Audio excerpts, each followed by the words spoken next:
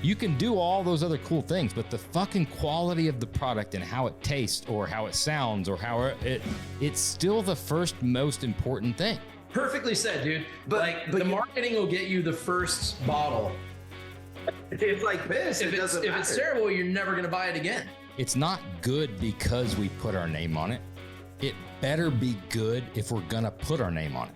Right? 100%. I like that. Well said. Perfect. That could go down as one of the better pieces of advice on the show. Really, that was really solid. You have to continue to make sure. Hey, Nick. Again. Yeah. Yeah, dude.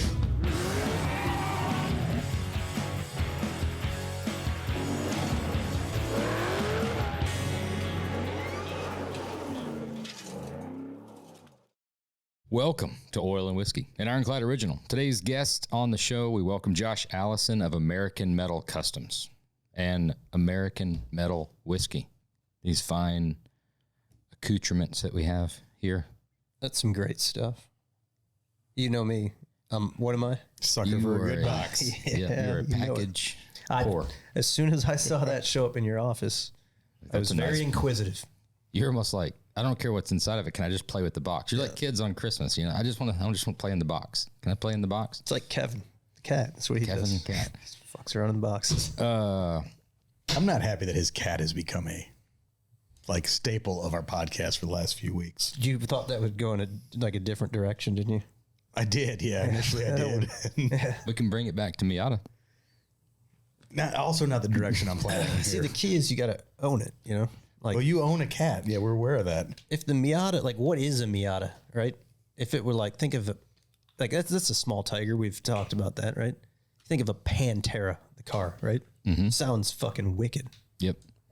They should have named the Miata the Gazelle or something, and then it would be fast. Right. And lean. Wonder what a Miata stands for. Google it. I'm not going to Google it. Google it. Somebody Google it. Derives from Old High German for reward. It is quite the reward. That's what I was going to guess. I was going to guess that. The name Miata derives from Old High German for reward. What is High German?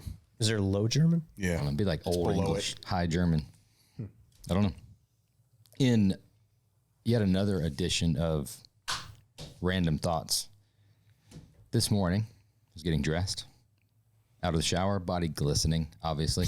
I was putting on this Delmo edition Dixon flannel, right? Yeah. So I found myself, I was like, was that the one that was a hand-me-down? I think this was your size. I have this one. But it was a little baggy on me. Yeah. And I lost weight, and so it fits me now.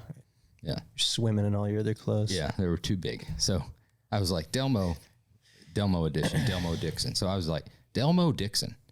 Delmo pretty Dixon, solid name. Delmo Dixon sounds like a West Texas cowboy band. Like they would maybe open for Hank 3. Delmo Dixon and the Stampedes. Delmo Dixon and the Stampedes. Delmo Dixon sounds like there's something there. So I think we need to do special shirts. Delmo Dixon and the train jumpers. Maybe. Yeah, there's something there. Delmo Dixon's is a good band name. Was that so body glistening? Does this thought come to you before or after you're helicoptering in front of the mirror? Helicopter's always done pre-shower. Okay. Josh Allison is the owner of American Metal Customs. He's had numerous bikes featured in publications, including The Horse Magazine, Cycle Source Magazine, Easy Rider Magazine, Revolution Magazine, and Freeway Magazine. All those are magazines, by the way. Josh has also been invited builder to the Born Free Motorcycle Show, the Handbuilt Motorcycle Show, Biltwell's People Champ, the Concours d'Elegance Show, and so many more. You can see more of his work at AmericanMetalCustoms.com and on Instagram at Joshua8787. Joshua. He's no Tim. It's weird because generally when you think of Josh or Joshua, you hear Joshua, you would think Josh. You hear Josh, maybe he's a Joshua. You certainly don't think Timothy. My dad might be listening. You better be careful. You get mad. Yeah, my dad's not listening. Did Tim come out when he was upset with you? Yeah. That's when you knew you were in trouble. He's a Tim. So my middle name I'm named after him. But yeah. We digress. What a way to start the thing. Oh, thanks. I appreciate it. You're welcome. We got good person. We got right to the bottom of that. Yeah, we did. Yeah, we ironed it all out. You can let Josh in. We are ready. What's up, fellas? What's going on, man? How are you guys? Doing Good. How about you? Good. Hey, I brought another partner in the business. He's our chief brand director, founder with me, him, and Chris. And so thought it'd be good to have him here. There's a lot of in-depth stuff with the whiskey and all of it. And yeah, sure, man, just add to the party, right? Yeah, dude. This is awesome. Cool. You guys are the first ones to outclass us with the backdrop. So nicely done, man. I was thinking about that. Like, these fucking guys aren't around, man. Yeah. Shit, we got to have something. Yeah. So we're in a little speakeasy bootlegger lounge. And so, yeah, we're like, oh, man, I should do it in there. That'd be fun. For sure. Oh, it looks amazing. Absolutely. So we got Josh and Chris then. Brian. Yeah. I was right there on it. Yeah, close. Real close. Traditional men's name. It's close, right there. Yeah. It's all good. All right. So before we get started, we're going to, I assume, start with the traditional, just the regular American metal whiskey, and then we'll go into the 10-year. Yeah, sounds good, man. Yeah. All right. Love it. Pour it up. Sure. Man, I'm glad you guys could do this. This is awesome. You sent quite a nice gift box a little while ago, and Jeremy, we talked about it right before we get started, that Jeremy's a sucker for packaging, and he was blown away by the packaging. Yeah. Yeah, all the branding's just killer on this stuff. Yeah, nice job for sure. Thanks, man. Yeah, there's been a lot of thought, a lot of time to that. We care a lot about that, as well as, gentlemen like you, and the brand to us is really important, and the story even more important. Without a story to us, it was just, another bottle of whiskey on the shelf.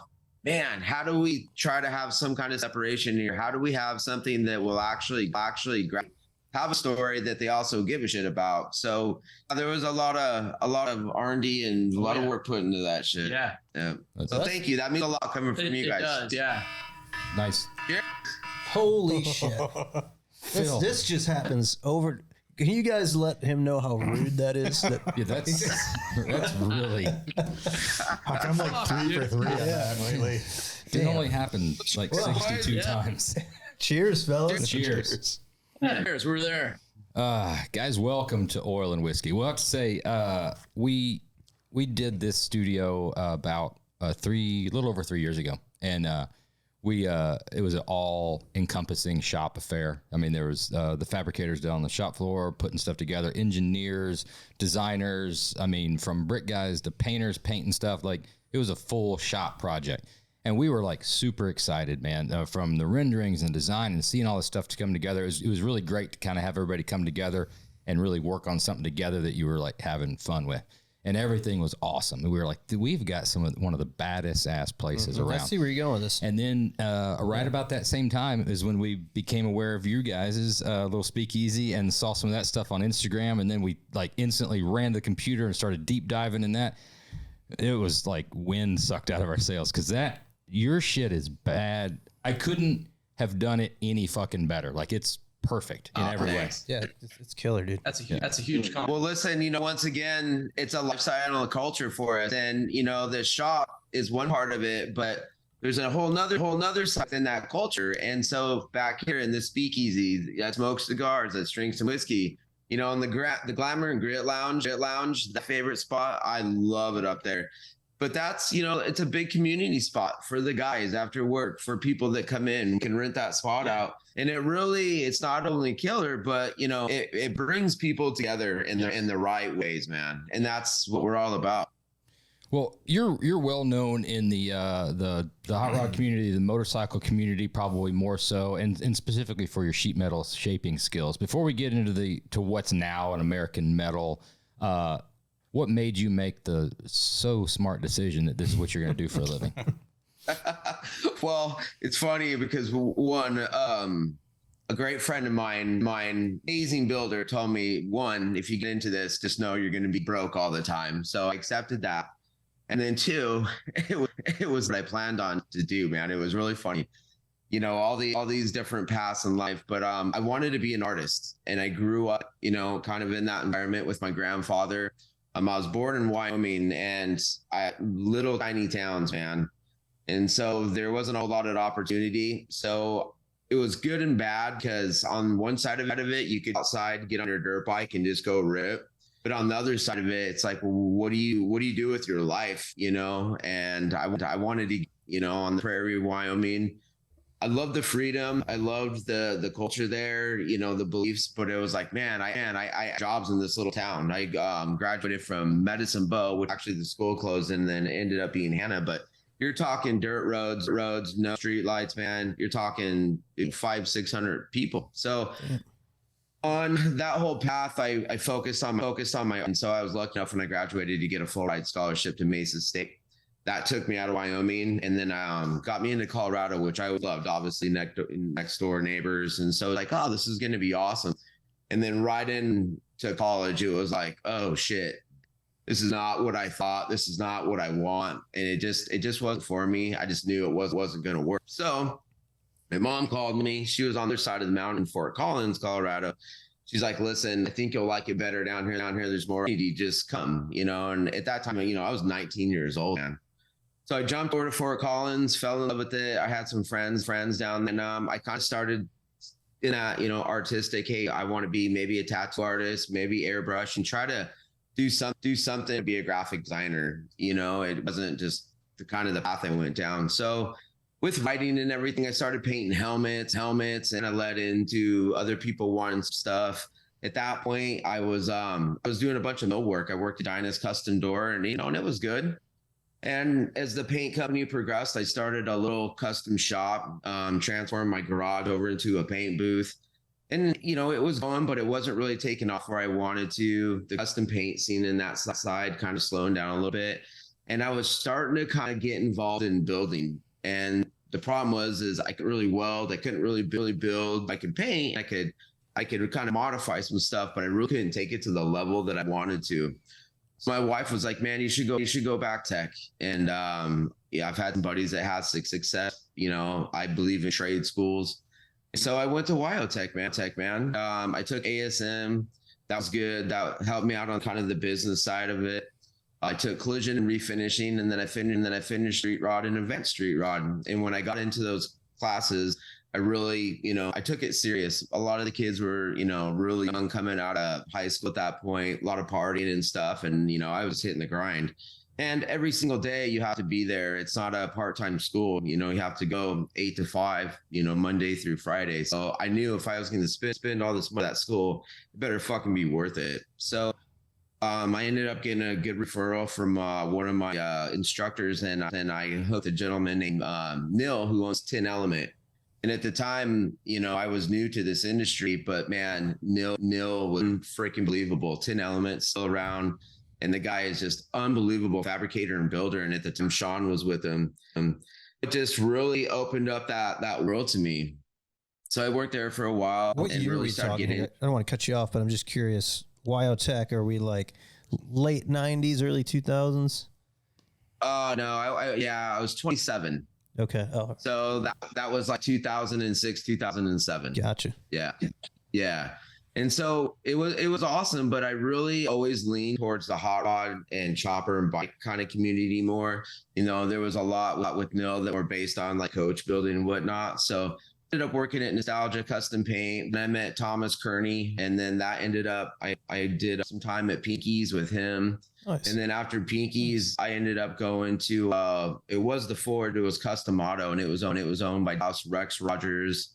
And a lot of good people just in my life that I was able to work with that really helped me. But the whole time really into the shaping side of it. And I was really into the metal fabrication, especially on the bikes, because you can separate yourself from everything if you can create and step outside a little bit. And metal shaping was a big part of that, and with all the hot rods, so much of that work is, chassis fab, as you guys know, chop ops, floors, tunnels, you gotta be able to work on sheet metal. And so it was awesome, man. And in that point, it was kind of shutting down. Dave had retired and went to Arizona.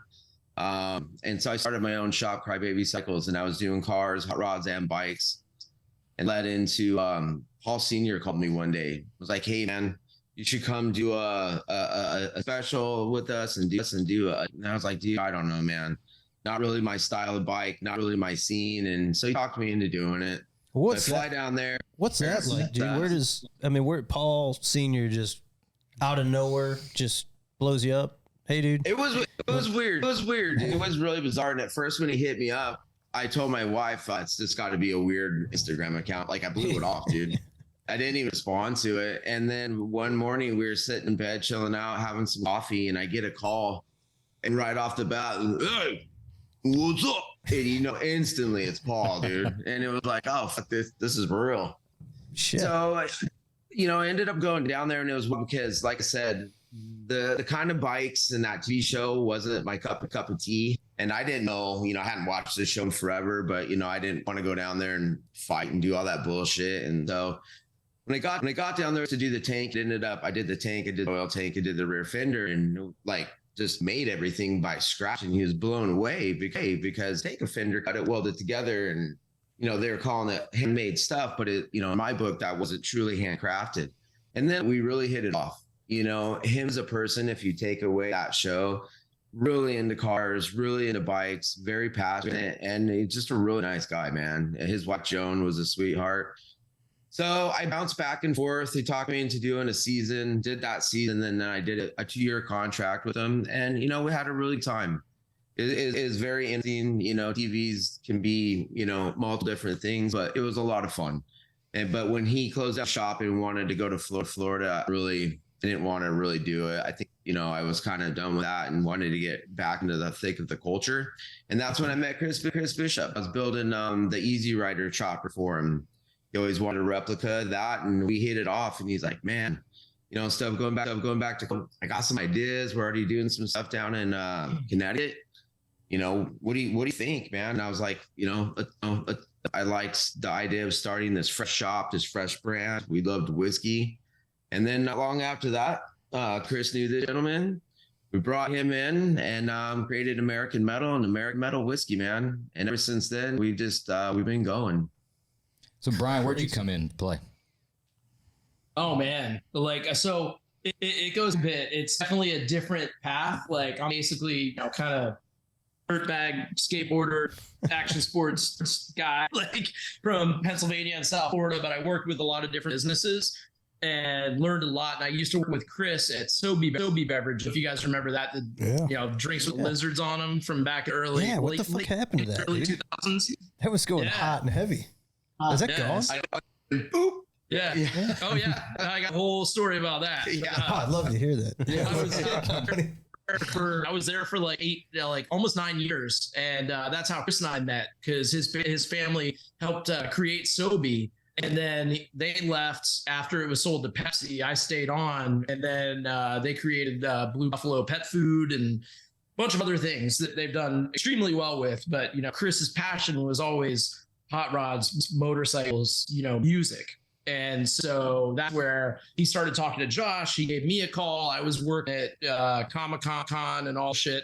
And he was like, dude, you got to join the team. And we're going to put this together, and we want to build something, and we want to create this brand. And so the second that I met Josh, we just immediately hit it off. Our backgrounds, super aligned even in different worlds, and just felt very natural, very organic. And then we just dreamed it all up together and started making shit happen. So that's kind of where we're at now, As you guys know, it takes a team to do this. You got to have the right partners and the right people and the right mindset.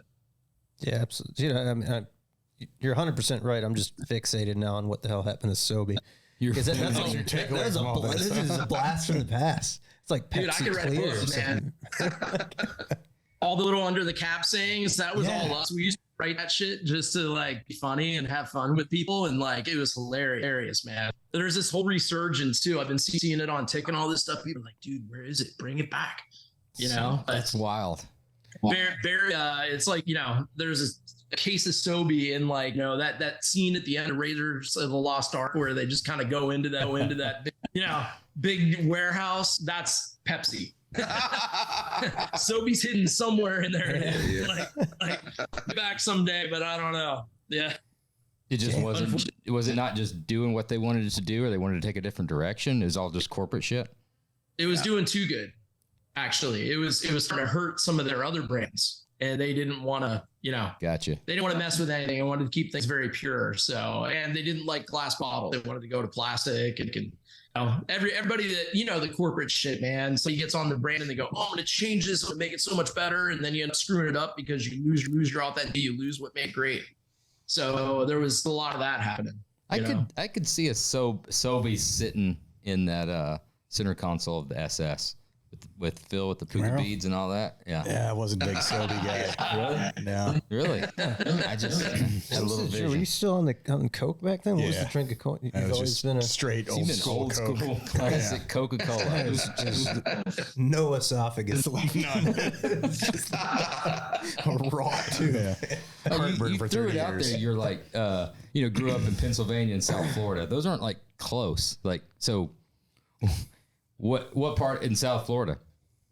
Yeah. So my mom, it was weird, man. Like, we had, born in Pennsylvania, and my dream was always to live in South Florida. We just went down there, and that's just, I lived down there for like 10 years, late 80s. And then just came back to Pennsylvania, and I moved to Connecticut for Soviet, stayed in Connecticut.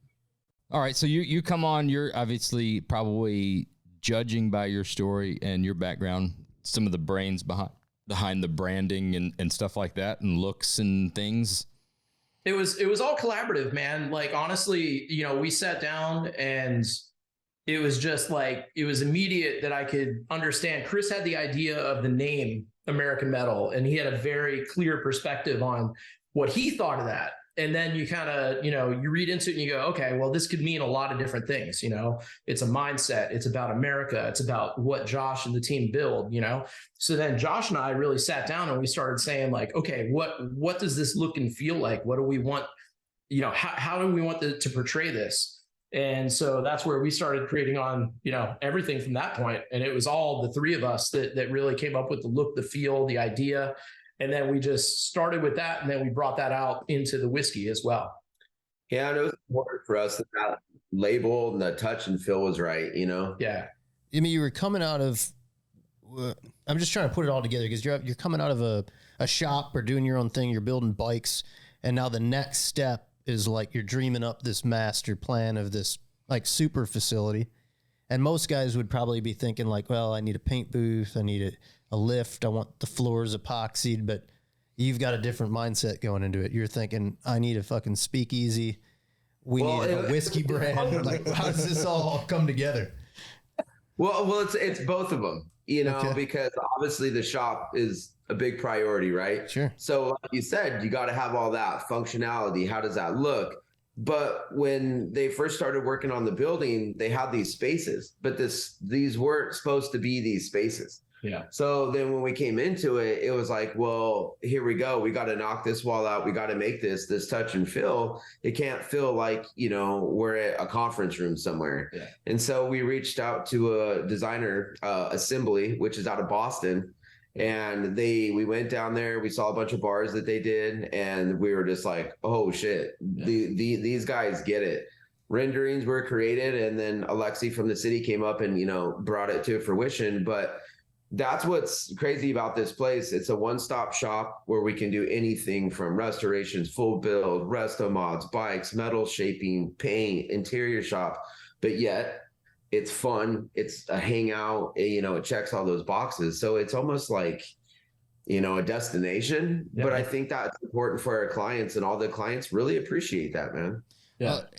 I wanted to go down that path a little bit too, because you get the shop going, right? And you've got this master vision. It's great. You talked about Chris. He's into bikes. You're building some stuff for him. You've got a little network of people, right? That you're going to have some jobs. You're not going to start off with nothing to do, right? So you're going to have some jobs like, hey, as soon as we get the shop open, we'll start working on that. But there comes that time of like, hey, we gotta get some jobs in here, right? We gotta start getting some 100%. Stuff, right? And then 100. You've got the big ass facility. You've got great social media. You've got all this stuff. So you're going to have some people coming in there, right? We all know. I mean, we're all in a safe space. We all know that there's people that come through the door that have a lot of dreams, and maybe not the budget to go with it, right? So you got to mix and match those guys and be like, all right, we're going to do this. So take us through that about one, selling the jobs, right? And getting that job. So you've got a little bit of prominence about you. You're a badass metal shaper. You've got this stuff, but at the same time, it's a new shop, right? It's a new shop. So you've got guys that come in there and be like, I want to build so-and-so, or I want you to do this part. I want you to do this part. We've talked about this for years on this podcast, that new shops have a little bit difficult hurdles because sometimes customers seek them out and think that they can be a little more pushy with those shops than you could with somebody that's well established, you know? And I just was interested in that portion of the building the business, because that's an important part. Yeah. Well, you know, to me, that was really difficult, and, you know, won't lie, it's still the most difficult part about it. You know, I'm complicated too, because my career, it's been, you know, for me, fun and interesting, and I've done a lot of things, but I've done a lot of different things, you know. And even when I went to Orange County Choppers, a lot of people, you know, when I did that step, were like, oh, well, what the fuck are you doing? You know, used to be at Born Free. Now you're doing this, you know, oh, you're a sellout, you're this and all that. And for me, it was just something else that fell into my lap that ended up being something I wanted to do. Right. And then, so coming from the background I did, coming from a paint background into the build background, doing stuff like that. And then all of a sudden coming here and starting a whole nother brand, it was like almost having to resell myself and reinvent myself along with the team. Right. I'm in a different state. I never thought I'd be on the East Coast. And, you know, it was like, all right. So my biggest thing was like, all right, bringing back the roots of who I was and the team. Core builders, you know, the whole quality, what we do has to come first. No matter where you're at, no matter what you do, if you stand on that, that will help immensely get you down the road. And so that's an important thing, I think, that was the foundation of all this.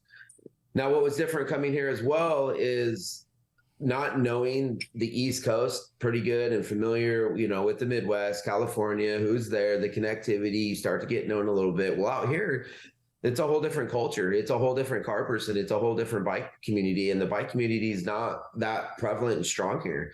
So that's been hard for me to connect locally, you know, and still doing stuff with Born Free, still doing stuff at Handbuilt with Mama Tried. You know, a lot of the stuff I touch is not in our backyard. And then a lot of the cars here, it's all, you know, it's thick in the restoration world. It's thick in, you know, resto mods and all that, which is great. But I come a lot of time, you know, dude, a lot of pinkies, but almost all of the forge and stuff, that was very traditional hot rodding, man. You know, we had clients that, you know, don't even shop my car kind of guys. And so that's been harder for me to adjust, and with that clientele too. And then trying to explain to them, you know, this is great, we want to do this, but dude, you know how hard it is to hard chop a 5-window 34? Man, that's a big deal. And at the level that, you know, it has to be done at. So that's tough, man. You know, I had a client 2 weeks ago. You know, he came in, started the hard chop 34 I was doing, gave him a quote. He wanted something like it, and, you know, never heard back from him. And so what do? You just try to go on. You try to stick to the quality and the craft and hope the next guy can appreciate it and come in. But it's an everyday thing to pay the bills and keep the shop busy, man. Nice. Dude, I'm super interested in the whole facility, because when we moved into this shop, we moved out of a total shithole in like 2008, was it, Phil? Yeah. Shithole's an understatement. Yeah. And we had, I guess, a little bit of the same vision, but at the time, like that era, there wasn't really like cool shit, you know, like this is pre like speakeasy, you know, none of that whole vintage theme really wasn't around. So we move into this beautiful facility. We had a similar concept. It just kind of sucked, I guess. You know, we're big showroom, tile floors, you know, but like neutral colors everywhere, 2008 kind of style. And built this beautiful mezzanine. And we thought, I guess similar to you, we're like, man, customers will come in here. We'll sit down with them. We'll shoot pool. We put a pool table in. We'll have some cocktails. We got a bar. And man, it just never, I don't know if we like misstepped, but it just never clicked, right? Like we didn't have the whiskey company, I think is the problem. Maybe that's what it was. But I mean, we've got customers now that have been clients of ours for 10 years. And maybe on like year 11, they walk upstairs here and they're like, oh shit, I didn't know you guys had all this here. So how do you cultivate that and like embrace it? That dude back here, beautiful speakeasy where we're like, go drink whiskey and smoke cigars. Who was the last person? Dude, no. Us. Yeah. Yeah, see, that's my question, I guess. That's what I'm curious. Yeah. And the bar upstairs, it's not just open for everybody. You can't just have a lawless bar at the shop, right? Everybody just getting hammered upstairs. Sure. But we're always like, for the people that are building and all that, like, dude, you can come in here. And then we'll get guys that they'll just go pull up a shop or a seat in the shop and just sit in the shop. I'm like, get the fuck out of here. Come I don't drink or all that, which is fine, but it's like, it's still cool. Yeah. And we have those same struggles, man. So we rent it out for some events, we do whiskey tastings in there. So I think we kind of had to reinvent the wheel on what that looked like to make money off of it and to keep those spaces going. And so the Glamour and Grit definitely checks that on, doing private events up there, man. Yeah. And it's not a ton, 1-2 a month, you know what I mean? But it's still good because it still brings people in. That's our whole thing is like, we want to sit at that little crossroads of some of the best things about America. And we rock and roll, hot rods, motorcycles, and whiskey. Cool shit.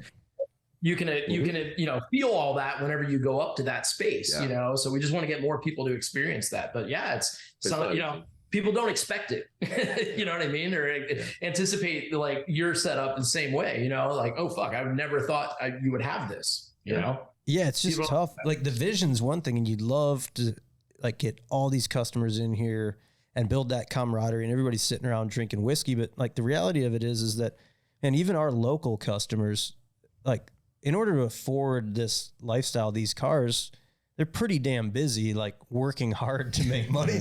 Right. Yeah. So when they come in, it's like, wham, bam, like Scott pops in, who's a great customer, good friend of ours, but he pops in. I mean, he's got a little window of time to come in, check out his car, make a few decisions, in and out. Right. So not coming to hang out for the half a day. Right. Maybe we need like a cool drive-through window. Yeah, no, you guys get it so well. Dennis is one of ours too. On Fridays, we never know when he's coming in. Comes in from the city, runs in. A lot of times it's fairly chaotic, and out the door he goes. Yeah, and it's like, what do you do, man? Yeah, it's just a different dynamic because you rewind our old shop. We used to have what I think Phil, you named them time bandits, right? You just get people that would just wander into the shop and just suck the hangouts all your time, right? And that was brutal. So, I feel like our luck is if we created something like that, we would draw that back. We would end up in that same position. We'd have all the time bandits resurface. Right. It'd be the people that you don't fucking want, like hanging around. That would be hanging around. Yeah, because they have no other place to be. Yeah. That's why they're there. Exactly. Well, man, I mean, there's a lot of shops I worked at too that, like, especially in the summers and stuff, having the shop doors open, we always had to shut everything down and lock the doors. And, there's a time and space for that. But it got to the point sometimes where it was like, you gotta close off the world if we want to get shit done, man. It's just how it is. And as you guys know, some of this stuff just takes so long that, you gotta be able to focus and get after it. Right. Oh, yeah. I want to go back to something you mentioned earlier. You talked about, you doing your stint with Paul Sr. At the OCC deal and coming from a very traditional, well-respected, specifically the Born Free. I think all that shit's awesome. I've had some buddies that did a lot of bikes, especially when it was just getting started back in the day. It's funny. Specifically Born Free. Mama Tried's a little different. It's a little different crowd than Born Free. Born Free, for everything that they try so hard to stand for, you mentioned that they felt like you were a sellout for doing that. Like, so they're not super accepting unless you're doing, they're so accepting, but they're not accepting unless you're doing something that it fits inside their box that they've tried so hard to say there is no boundaries. You can do whatever. It's just an interesting dynamic. Well, it's funny when you bring that up, dude. And so many of these shows, and whether it's car side, whether it's bike side, it can be really hard, and when I did, Malibu Hunting was when I was at Orange County Choppers. I did that bike personally for Born Free, and they were cool. Mike and Grant were like, that's great, dude. Can you get Paul to come with you and all that? I think that side of it was honestly more accepting than some of just the people in the industry, on maybe a little bit confusing, but because of the TV show, just didn't understand why I was doing it. And, and also, didn't understand the conversations I was having of why Paul brought me into let's make rideable bikes that are handcrafted. They don't have to have all the tchotchke bullshit all over them to actually get the point across that they're for a company. Let's, he wanted to go more traditional, but most people don't like that story or it doesn't get told by Discovery, right? And so it can be confusing, but I mean, the industry, and you've seen it now too. Yeah. It can be tough, man. It's just how it goes. I don't know how many times the Grand National Roaster Show, Born Freeze, whatever, you may think one thing's going and that's why I always tell these guys when we go to a show, never, ever, ever think you're going to win or it's going to go well. We just go for the passion and because, this is the culture and space we're in because it's tough out there, man. So for the record, you did not design or build the Black Widow bike. At OCC. No, I did not. Okay. I'm just trying. You want to make sure I'm just trying to figure it all out. It's funny when you look at that, and it's funny too talking to Paul about a lot too, because that was so early on in the 2000s. Reality TV, Jesse James, all these guys were just sparking. It was going nuts. The money's flying around like freaking crazy. Those guys were freaking steel workers. Paul was a retired iron worker, dude. He's building his garage when he got found at 53, dude. Is the last thing he thought was going to happen. So, you just start going down this path. But I think with him, there's a lot of hindsight that he probably would have done some things differently. And you have a lot of respect for a lot of high-end, awesome builders, man. Yeah, we had him. Cool we had him on season 1, and man, that was one of those ones. It was definitely a mind-blowing moment, and we walked away with that with a completely different outlook and newfound respect for that man. We're gonna have to do that one again because man, I'd love to. You just walk away from that one and be like, man, I just want to listen to him more. Like everything he talks about, it's just a different insight, and you look at things, you're like, fuck that dude. Dude's seen some shit, done some shit, and he's fucking done it with his own hands. Yeah, TV did not do him justice. God, what was it? It was supposed to be like 30 episodes. It was a long one. We signed this big contract, and it was me, Jason, and Paul. And I'm telling you, dude, the stories that dude has, as you guys know, I mean, every podcast was great, dude. I mean, half the time we were in tears. Or like some of his stories in the Marine Merchants and stuff. It's like, there's no fucking way that happened to you, dude. Like, he shouldn't even be alive, man. But that's one of the things that people didn't understand, that I was getting to hang out and see that side of him. That was a big part of why I did that. And we really got along. But I'm glad that you guys did that because I think the perception of him is not always right, man. I think that show fucked it up because he's a great dude, man. Yeah, he's just like, no bullshit. You feel like dude. That dude, you're talking to him, you're like, this guy probably never utters a lie out of his mouth. This guy's just a straight, he means straight fucking shooter. He was cool as hell. If he says he's going to slap the shit out of you, he's going to slap the shit out of you. As soon as he gets those words out of your mouth. He was raising Yonkers, dude. I mean, hardcore shit, hardcore life, hardcore iron worker, dude. I mean, just there's no bullshit there, dude. So you have that same respect for Paul Jr., right? No comment. Silencio. So that got quiet. That may have been a hard question. We can kind of say that I don't think me and that gentleman saw eye to eye, and I don't think there was a lot of respect on each end. Got you. But, about when I was there, we only had to blend twice. And both times it didn't go well, but we never had to. That was another reason why I did it. The shops were already separate. That was already something that I was no way I was diving into.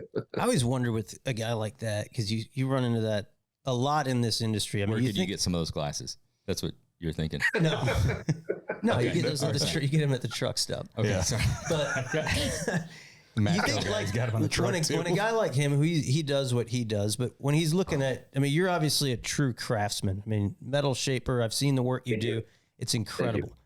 As a guy like him, he must be looking at you like you don't know what the fuck you're doing. I'd imagine, because in order to have that kind of to build the things he's building, have the kind of sort of tunnel vision ego, and I think that's why guys in that position never get better. Right? Because they're looking at that and it's like, sure, fucking guy's making a tank, whatever. That's so disrespectful. I'm being a little disrespectful, but I have a point here. What he can do with round bar is not this on the same level as what Josh can do with a sheet of metal? I don't mean for it to be like a shit talking session, but yeah. Let's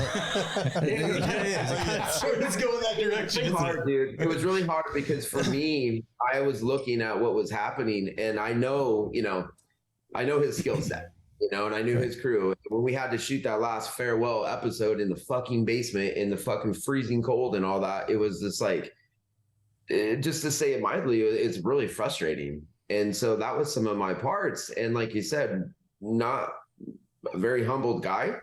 So when you have to deal with that and there's just different levels, I mean, all I knew how to do is just stay away from it. And because it was just so hard to take. But the problem is Paul was already right up in there, man. I mean, there was explosions in the fight. So on one end, it's like, didn't even have to really, I wouldn't even say stick up for myself, but even say it, because I always tried to prove it in the work. But Paul was already just fucking, he knew, man. He knew. And I think that was awesome too, that we had that backing of what we were doing and knew it was good, regardless of, what he thought was good or even what he thinks. I'm not even sure the guy likes cars or bikes, dude. What do you think he's into? Sobe.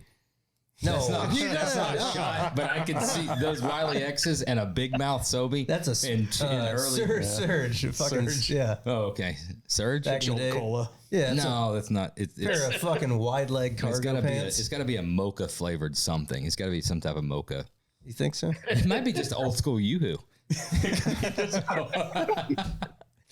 I do kind of like That's a shot of Yoo-hoo. Yoo-hoo's good, yeah, but you just see it. Yeah, what about the rest of the cast there? Were you there when like Vinny and old Ricker, those guys, were they still around? No, and so I kind of caught a different interesting spot with that too. So Evan from Speakeasy Motors, he was there, and that was good. Me and him still friends. Love the guy. Ton of respect for him, dude. Great builder, whiskey company. Evan was great. And then like there was Phil and a couple other dudes that kind of, I'm not really sure completely where everybody came from, but what ended up happening was he just kind of wanted a lead direction on what was going on. So it wasn't so just scatterbrained, because we definitely had a goal of, all right, we're going to take these bikes, even though they're for a corporate company, and we're going to make them cool and we're going to make them rideable. And so I was brought in kind of to lead that up. And then I was able to call up Paper Street Customs, Ryan Gore, as a number two. I needed help with some of these. And then, Phil and, we had some guys along the way, but it was a lot of guest spots, and I thought that was cool to Paul. He wanted to show off the industry and give people a chance to be on a platform that maybe weren't known, or maybe to showcase their style. So like Franny from Paint Zoo, Corey, Mr. Oz would come in and do guest spots. And it was just cool that way. But primarily, yeah, all those guys besides Jason, they were all gone. So Jason Poole, he was the designer dude, right? Yeah. And Jason's a dude. Jason's he is a thing. He's a personality. Yeah. He's a lot. He's funny as hell. And we had some really good times together too. And I'm telling you, as a machinist, I mean, he made some incredible shit, man. Incredible shit. He was really good. And he came from a time there where they had some really good CNC guys that, taught him a lot. Plus he's smart. So me and him were actually the last ones standing after we did the farewell episode, and and it would just put it to bed. But I've never actually met Rick and any of those guys. I've always heard great things about Rick, but yeah, I didn't know that old crew. Love that fucking haircut on Rick, man. That is a salad. Yeah, dude can cut the neck out of a sweatshirt. Yeah. Alabama. Oh yeah, the whole building's creepy as fuck. Yeah, you were telling me it's like the gym was haunted upstairs or some shit, right? Oh, the whole building, dude. So you want to talk about a freaking shop? We're talking not only a giant shop. You're talking CNC. I mean, just everything under one roof, a film roof. But now we got bars. We got freaking, we call it Disneyland, dude. You can get married upstairs. You can go play video games, and then this giant fucking underground parking garage. But so much of it was just ran down and, not really maintained.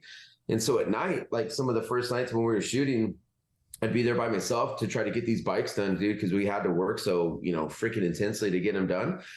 And I would hear people upstairs closing doors and running around. So the next day I'm like, oh, Joan, shit, I didn't know that you were here last night. And she's like, yeah, I totally wasn't here.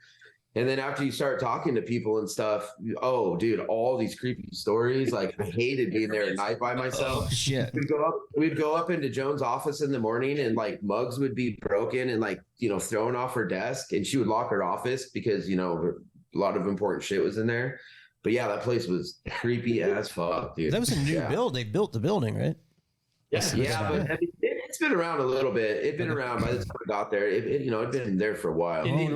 Wonder where that's going Indian burial grounds for sure. Yeah, exactly. Yeah, dude, there was all kinds of stories about the land around it and shit. But yeah, it was no joke. And then Rhino said the same thing too. He's like, dude, I don't like being here by myself. And Ryan's like 6'5", dude. And I'm like, yeah, dude, it's crazy. Dude, I wonder how many other people run into that. There's some weird shit that goes on like late at night in a shop. Maybe it was the ghost of Wiley X. You ever notice? Did that ever happen to you? Like back at Goolsby? Oh, hey, you'd be like back in Elgin. You'd be working late. I mean, that was an old ass building. All of a sudden, shit would just start like falling off the fucking walls, like middle of the night. Yeah, I don't know what happens. We were witching hours. Our crazier shit was because we were in the hood. So oh yeah, you're there we were in the hood. 2 o'clock in the morning. You got the bay doors open. It's got that. There's a very specific in the summertime, just a little bit of that dewy air, and you can kind of see it in the the halogen lights up in the air, and and you're working away. You get a little crazy, and you're trying to keep pumping, and all of a sudden, like there would be like somebody just pop up, like either at the back gate, whatever. What y'all doing? Like Smokey would pop up, right? And creepy just guy under that light, just staring. Crazy shit. We had it nonstop. Cops show up in Elgin. You'd get bums, and they'd come wandering in, and they were always trying to like peddle stuff. So it's fucking 11, 12 o'clock. Yeah, we'd work some deals, dude. We traded a dude a gallon of RC for a fucking bike. Remember that? A bike, and then he had a gold watch, like a fake gold watch, and then we told him trying to polish it for him. Yeah, we told him we need to test the quality of the gold. It turned silver. And we took it over to the buffer. So we had this dude Brandon Berkshire work for this total smart ass. So he tells him he's got to put it through like the test to check the quality of the gold, and he takes it up to the buffer, and he looks back at me and gives me this little smirk, and I'm like, I know exactly what he's gonna do. Launching. So he tips that thing on its side, forces it up. Right out of the fucking thing, explodes on the wall. Failed the test. Oh yeah, but we did a lot of deals. There was like you'd trade all sorts of shit. You couldn't leave anything out overnight; it wouldn't be there the next morning. Oh, you lost some doors. Yeah, right. It's doors to a 36 Dodge pickup truck. And had the cab. Good doors. It's impossible to find new doors, but killer old truck. Got it back from Media Blast. Someone left the doors outside. Doors were not there a couple hours later. Yeah. Stuff would come up missing all the time. It was exciting though. Here there's nothing. We lock the doors. Nobody wanders in except the occasional like crazy lady that wants her oil changed or got in a car accident that doesn't speak much English.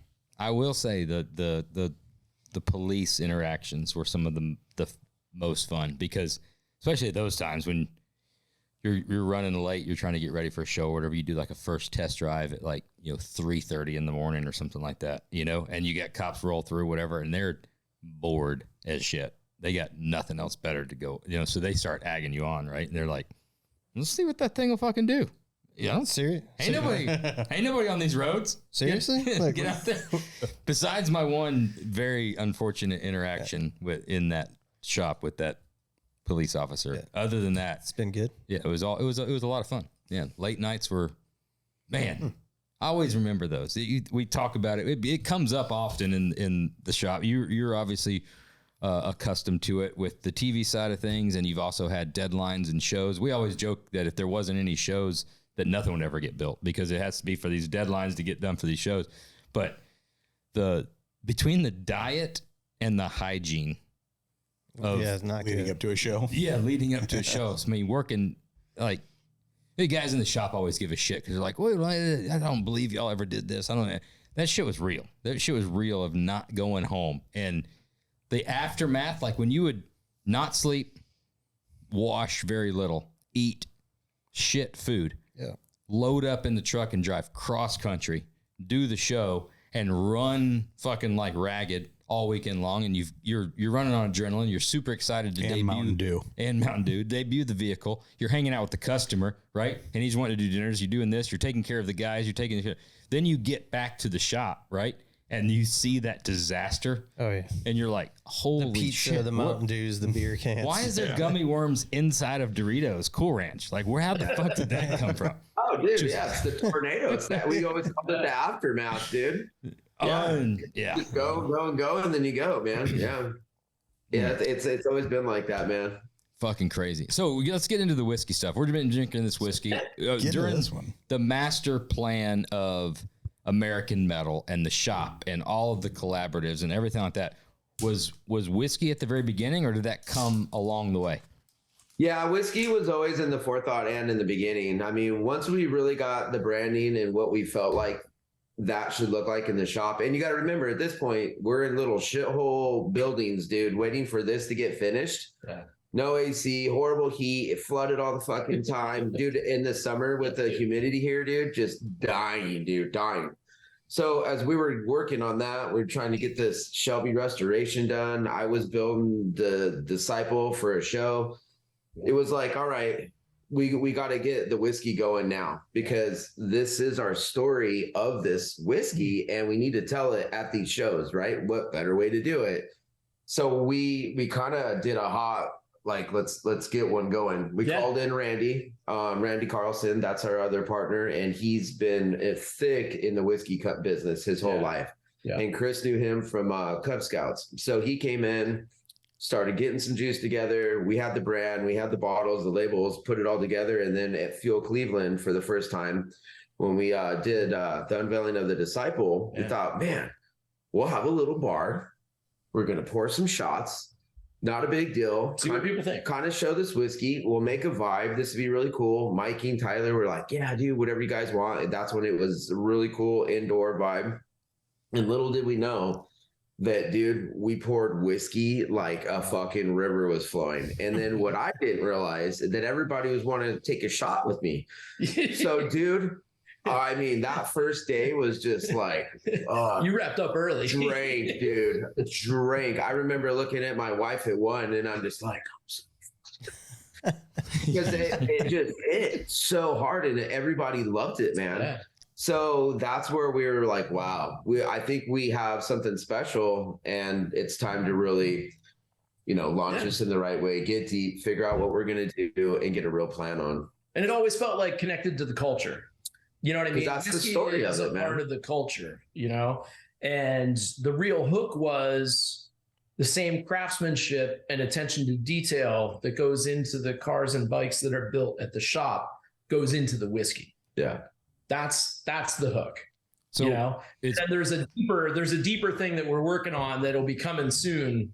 But that was the original hook by it. It's bottled by Vermont Distilling. Is it distilled there? Or is this source? Is this Ross? This is Ross Squibb or MGP? No, not NGBP. No, not NGBP. It's distilled in Tennessee. Okay, Tennessee whiskey. Yep, it's a Tennessee whiskey. We had like 30 different distillers that we were working with. It's still single barrel. It's not blended. Okay. So it's aged, between 4 and 5 years. At this point, single barrels, high corn mash. Yeah, high corn mash, okay. And so sourced in Tennessee, but then it's moved up to Vermont. So, and it's aged in Vermont, and then it's bottled in Vermont. And the humidity level is vastly different if you're aging it and storing it in Vermont than it is in Tennessee. So it has an effect on the whiskey itself. What age is it coming to Vermont? About 3. About 3. About 3. Yep. And it stays another year to 2 in Vermont? Yes. Yeah. Now, and it's a char 3 on the inside of the barrel. Okay. So that's American barrels. Yeah. But that's important if you know whiskey and barrels and how it works with that humidity and how it interacts with these barrels, and it helps it. It's something that we kind of, have learned, I think, along the way that we feel like has helped. Yeah. And well, that was my next question was the char. And you got to do, if you're transporting this shit, you're going to start doing it. You got to sell that shit too. I mean, you guys know whiskey, and 97% of it's fucking marketing. They put the Jefferson's Ocean on a fucking ship across the damn thing. Whatever. You got to start hauling this shit. Like, you could fit You could probably fit, what, 2 barrels in the back of a 32 pickup? You need to start running 2 barrels at a time from Tennessee to Vermont. Mini barrel in a backpack on a chopper cross country. The chopper barrel. Well, listen, boys, we can't talk about it now, but we should come back this summer because we have some shit on board that I think is going to be huge. Sweet. Yeah. All right, so we've drank your standard stuff. I hate to say standard, but that's the only way to say it. Yeah, that's their standard. Yeah, that's 90%. I love the Stay Rowdy. Stay Rowdy, great. You were kind enough to send us a sticker pack and some other stuff, whatever. We've already got stickers labeled up on our AC unit. That's kind of our autograph and sticker place. This is Stay Rowdy right there. Nice presentation, John. I like Stay Rowdy. Looks good. Placement. All right, so 90 proof, and we were between 4 and 5 years. You've already talked to us about the aging on that. So now we're about to get into the 10 year. So tell us about the 10 year. How did it come about? Yeah, let's. We'll get some. We got some here too. Oh, so yeah, we're gonna. we got to drink it together as well. Just got to kill this. I'll tell you, the one thing that jumps out to me, which I'm sure there was probably some back and forth on this, but when you yank the cap, whoever held their ground on leaving the little brass inlay, kudos to you, because just that weight of that thing. You know what that thing costs? That's $3 to $4 per one. Somebody was trying like fuck every it, single time. Fuck it, just burn it in the top. So where all that story there. Well, where all that came from is we wanted a really cool bougie cap, right? Yep. And so I had these really badass lowbrow custom grips that I've been using, and so I cut those grips off, put a cork in there, got the whole vibe of it, sent it off to Jason, and he lasered in the logo up top, and it was like, holy shit, there's our cap. Unbelievable. But then to actually make that, have that it was like, $12, you know? So we reached out to a company, and I think they did it justice on what we were trying to go for, but that's what we wanted. Nothing about this should be average or normal, you know? 100%. That little stuff makes a difference, man. Cheers. All right, sit here. Here we go. Cheers. Yep. Oh, that's a completely different. Yeah, it's really good. Totally different. Is that the same? That's not the same mash bill. No. So this is different, and you got to remember these are single barrels now we're dealing with. Single barrel, one off. So once that barrel's gone, we're going to the next barrel, and all of them have a little bit of a different vibe to them. And you got to remember, some of these are aging, so a lot of those will become 11 or 12, but we still have a couple left of the 10. Yeah. So we've got there was 17 original barrels that we had from the 10, and we're on 3. I'm not sure each bottle is numbered by what bottle it is and what barrel. Yeah. So this one we have in our hand, this is batch 3, bottle number 36. So this is barrel number 3. This is batch 2, bottle number 106. Oh, okay. So, and each one has been different. We tasted all of them. We found our favorite 5.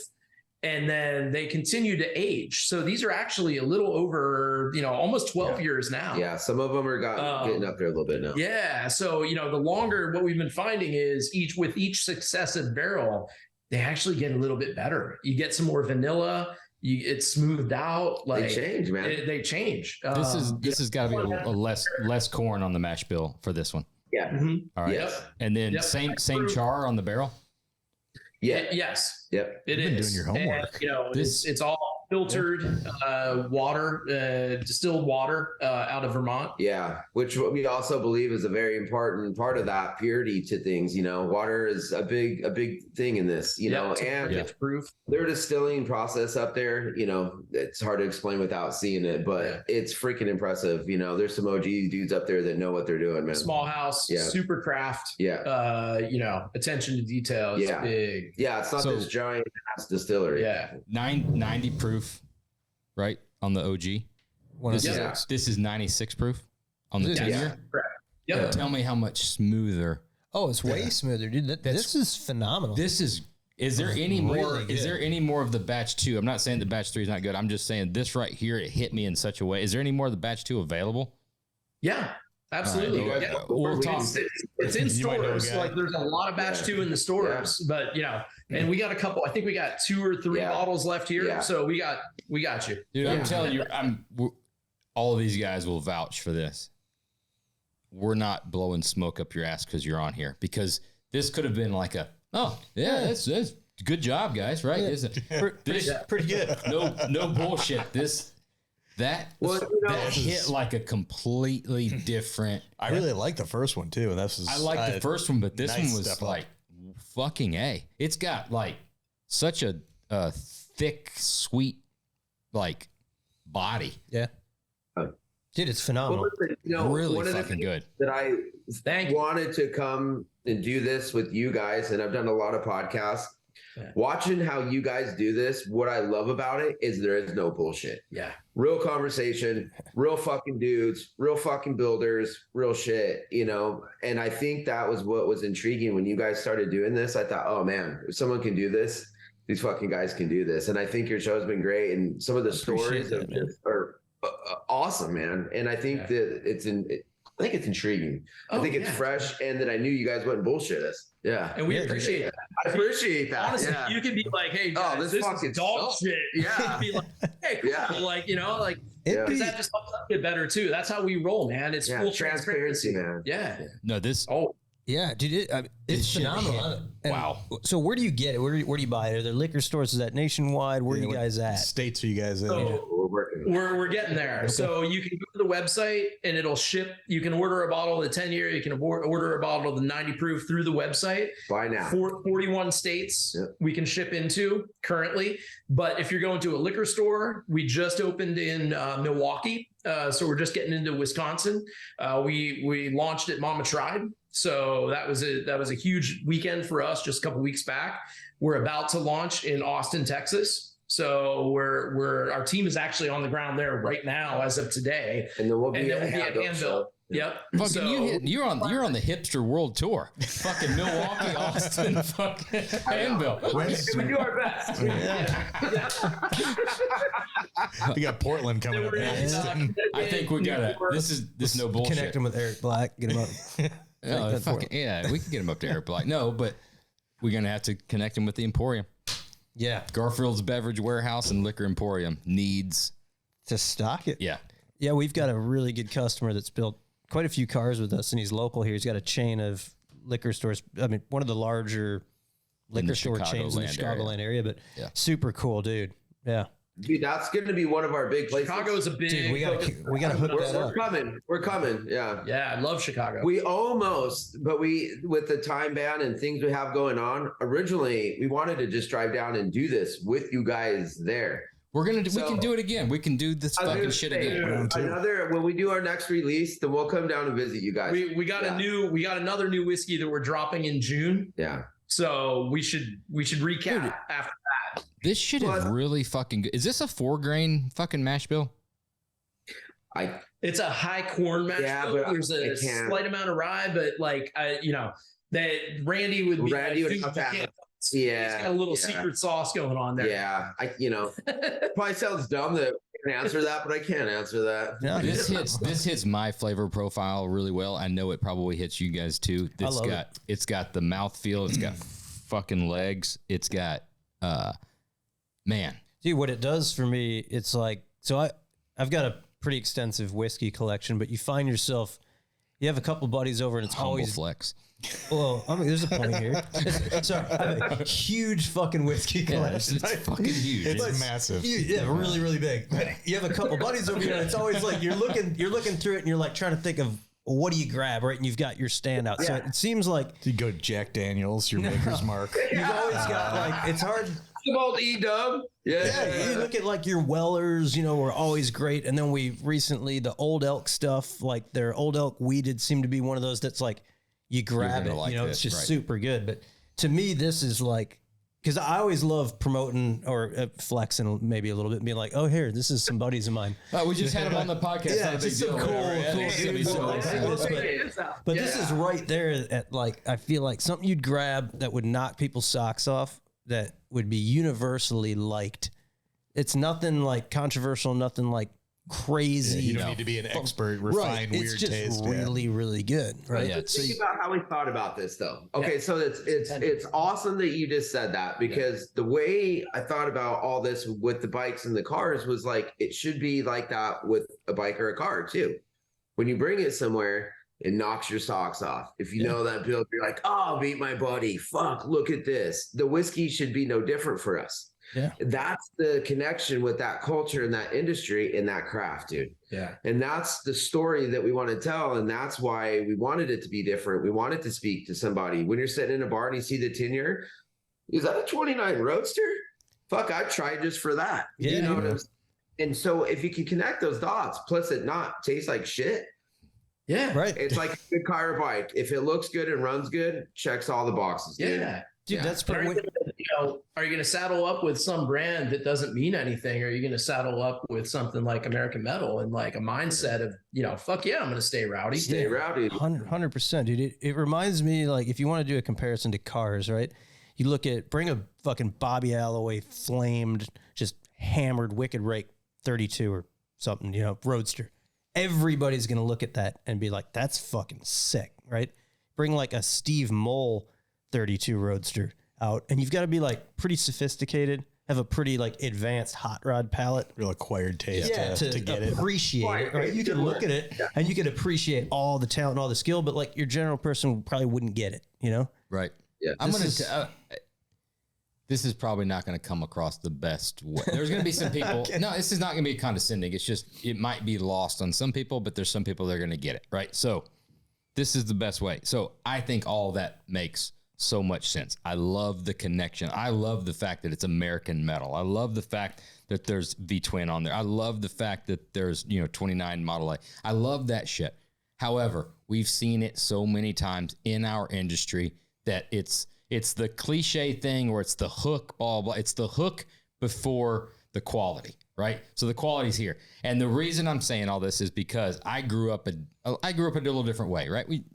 Funny, we got this same podcast. You brought up my dad at the very beginning, right? Tim, right? That's why I'm a Joshua as well. I'm a Timothy Joshua, right? So, Josh, I go by Josh, right? That's how you refer to me. Yeah, we're dickhead when you're not. My dad, which I know, that's the reason I made the comment at the beginning that I know he's not listening to this podcast is because of our filthy potty mouths, right? So my dad and his brother and his dad, 3 generations of preachers, right? So they're theological based. I mean, preachers, Christian household, there's just things. And I remember growing up all the time that it was either from the music side or the movie side, right? And it was talked about in church and in school. I went to private school until I wasn't allowed to go to private school anymore. They touched you, didn't they? Right. No. Where I'm going with this, I thought you were gonna people that grew get that up off your chest. People that grew up this way will understand. There was times where you were like, well, this is like a good Christian movie, right? And you should like, well, it felt like you had to like it because it came from your world, even though the quality was bad. Even though the quality of the music, I see. Yeah. Even though the quality of the music was bad, or even though the quality of the acting was bad, and you're like, well, I mean, like Kirk Cameron's in it. I mean, he's not doing like a really great job, but it's like it's good and it's wholesome, right? And it was the guilt thing of where you've seen really good movies. Take out the fact of, okay, they cursed or they didn't curse, right? It was just a better done movie, or the music was better produced, or the singer was a better singer, right? You don't have to, if you're going to do something within your niche environment, right? If it's the hot rod thing, you can do all those other cool things, but the fucking quality of the product and how it tastes or how it sounds or how it's still the first most important thing, right? Perfectly said, dude. But the marketing will get you the first bottle. Won't get you the second. It's like this. If it's terrible, you're never going to buy it again. But dude, that goes back to what you guys understand so well and why we have multiple chassis and things that you guys make under our fucking builds with our clients, because you guys get that. And that's what's so important. And I always go back to, and I use all these fucking dumb analogies, but it's just like a beautiful car, bike, or machine. If it doesn't run or function, it's shit. Yeah. It's like the whiskey. It can look great, but if it tastes like shit, it's shit. And so we're kind of obsessed with that, but that's been my whole life, my whole career, and just what I've been surrounded by, and I think that, if you kind of live and die by that, it can take you pretty far, man. You know, you guys, that's you guys have had. I think it's fucking awesome that you've got that mentality. It says so much about you guys as people. It says so much as you guys about as a team and the quality of the brand, because we try to live that too. It's not good because we put our name on it. It better be good if we're gonna put our name on it. Right, 100%. I like that. Well said. It doesn't make that could go down as one of the better pieces of advice on the show. Really, that was really solid. You have to continue to make sure. Hey, Nick. Oh, hey, yeah, dude. I thought you were going. No, I didn't. Yeah, I didn't know where. I didn't know if I wanted Punches him in the face. to come in like with the. And you got to keep, no matter how long you've been in business and how much you're building, you've got to continue that mindset of, you can't sit back and be like, oh, dude, fucking roadster shop. It's got to be good, right? You can't think that the customer's always going to think that way. You've got to make sure that if we're going to put our name on it, it better be the fucking best. Yeah. Fuck you. You know, you would think it's a pretty simple thing, but unfortunately it's not. And a lot of times that's why brands that were once great get lost, or you know, things come and go in life, because I think people sometimes, even with a little success, get too light on that and they let that go. They start losing those core values within this industry and themselves. And you know, you can do anything well if you really want to. And you got to stand on that, you know. And then with us, you know, I think this is the greatest country in the fucking planet. And we believe in it, and we're proud to put that on that bottle, fucking stand by that. Yeah. And for us, it's just, there's so much heart and soul that's poured into, you know, not only the craft, but, you know, once again, the whiskey, man. And then you surround it, you know, assholes like this and good teams, and you can go pretty far, you know. But it's a like-minded mindset, right? Yeah. You guys fucking cheers, guys. We've all been there. We've all put that fucking red fitted backwards hat on in those Wiley X's and rested on the fact that we did a chrome webbed round bar and think that we can just keep doing it. No, we never did that. We become best friends. Oh shit. So dude, I mean, who better than a true craftsman, a hot rod builder, bike builder to do something like this? Because I think it's a different breed. It's fucking really good. You're cut from a different cloth when you build the kind of things that we do. I was just talking I was on the phone with Jeremy Miranda today from Miranda Built. We're shooting the shit. Yeah, you're an asshole. And we're talking about, like, he's doing like some remodel stuff. And you ever notice, like, every contractor, everybody, I feel like this industry and being a craftsman, it almost ruins you, because you feel like your detail is so much greater than everybody else's. And I have no idea what you're talking about. The thought process, the thought process you put in everything is so much greater than everybody else that does anything, that if you apply it to something like that, like the same level of detail and the same work ethic that you apply in the hot rod and bike stuff to whiskey, I mean, dude, it's like home run. Nobody's going to touch it, right? Right. Looking at the bottle, I mean, like, kind of new going in, like, you could have taken the easy route and just, oh yeah, hot rod whiskey, motorcycle whiskey. And then you look at all the detail, like the embossing, the logo, the little collar, the cap, the shape of the bottle, like everything is on point. You know, you're not going to slide on the rest of it. Like, there's a lot of shit up there like, oh, that's kind of cool, but then it's little cheap and cheesy and half-ass looking. But there's been some badass bottles. With all the accoutrements. And then nothing inside. There's some whiskey branding out there that's unbelievable. And I'll be the first to say, unbelievable juice out there. I'm a whiskey fan throughout, and bourbons and whatnot. And that's, you know, that's one thing that we'll never sit here and say is, oh, look at us, we're the best. Dude, there's some good fucking spirits out there. And so that's another thing, you know, just like in the build community, friendship and all that, man, you got to give props to the people that need fucking props. Yep. You know, it's not just look at us, man. And within this community, if we're all doing the right thing, there's a whole bunch of guys and people out there. We can all get it. We can all be successful. We can all support each other. You know, one of the biggest reasons why we support you guys and order your chassis, you know, it's, you gotta have and support the community that you believe in, that, you know, I think is doing it right. But, you know, it's the whiskey, it's friendship, it's life, it's marriage, it's fucking fatherhood with me. It's all of it, man. Isn't that life?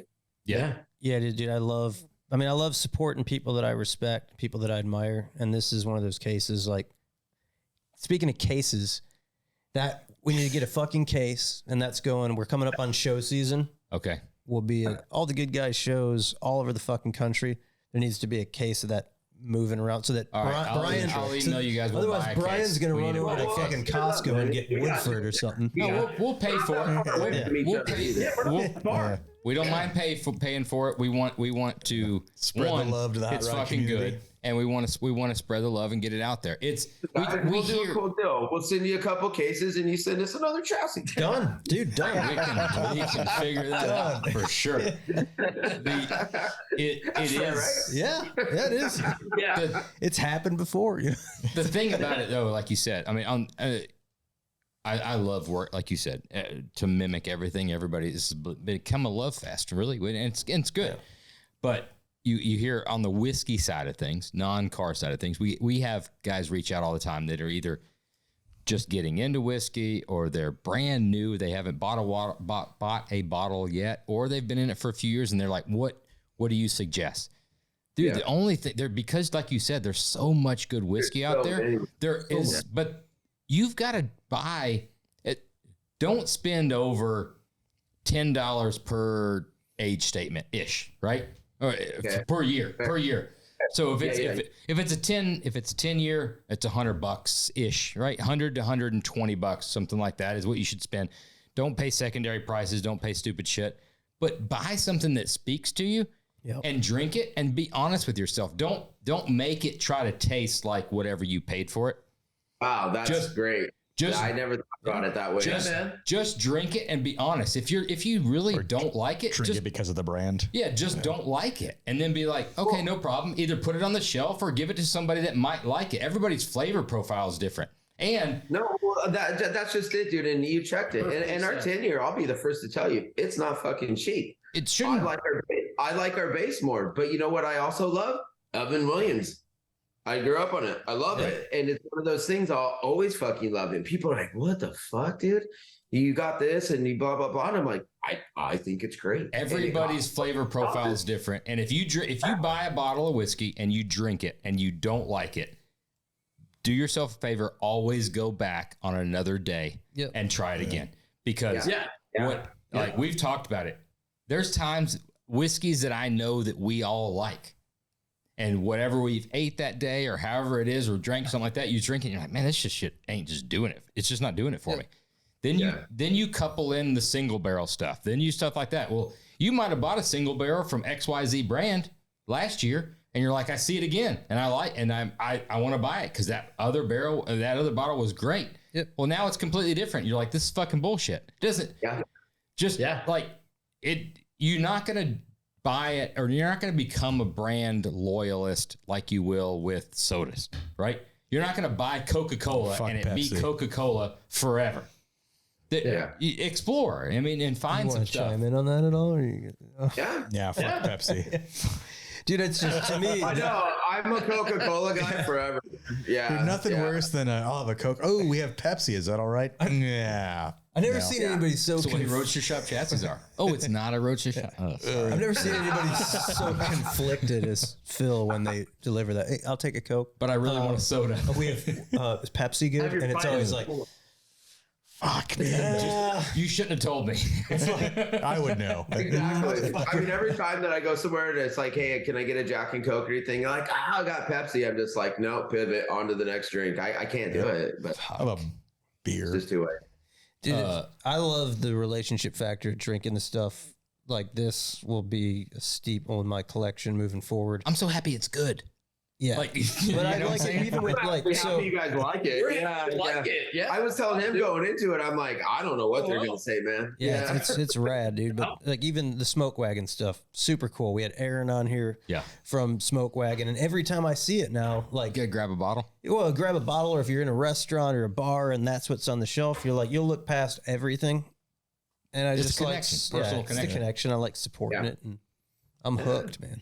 Appreciate that. Yeah, well, thanks, you guys. That means a lot to us. Yeah. Send you a case. Maybe you trade it for a Ford GT. Oh, fuck, dude. There it is. You said that stuff's expensive, but how fucking much is it, dude? Like, we're talking like 10 grand a bottle or what?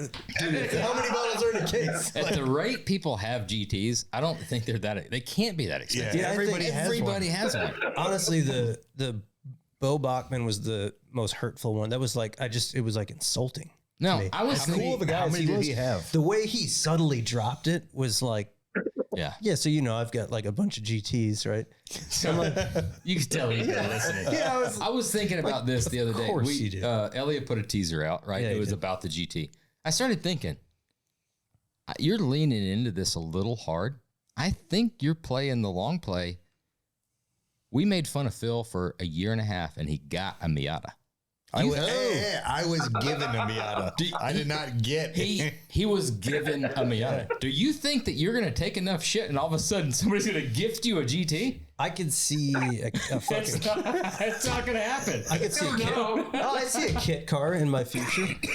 Like I see a Fiero conversion. Dude, Fiero GT? Yeah. As long you guys as surprise me, which I'd be fine with. Dude, I would be fine with that. Are you? Yeah. You'll be fine with it. It will always be referred to as a car made kind of like a GT. Well, yeah, it's a fucking Fiero. Of course it's not. Car. Like, yeah, it's a Can we car. get the license plate of Jer's GT? Yeah, I'd rock it. Jer's Kit GT. That's too many letters. Not a GT? Whatever. If we could put fuck you guys personalized parking, it looks like a GT, but everyone, it's not. No, it's not. It was way cheaper. Only. It's a replica only. Okay.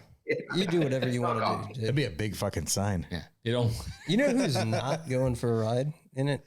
You? One day when I do get it? Either of you fuckers. Dude, ever.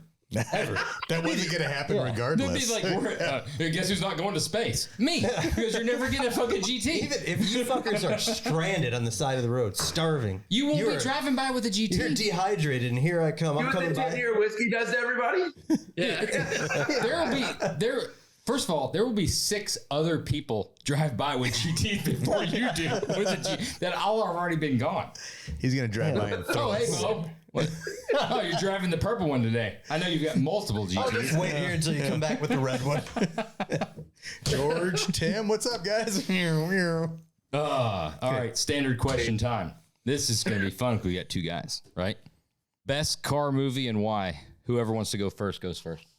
I got it. I know mine straight up. Mine too. Quentin's Death Proof. Yes.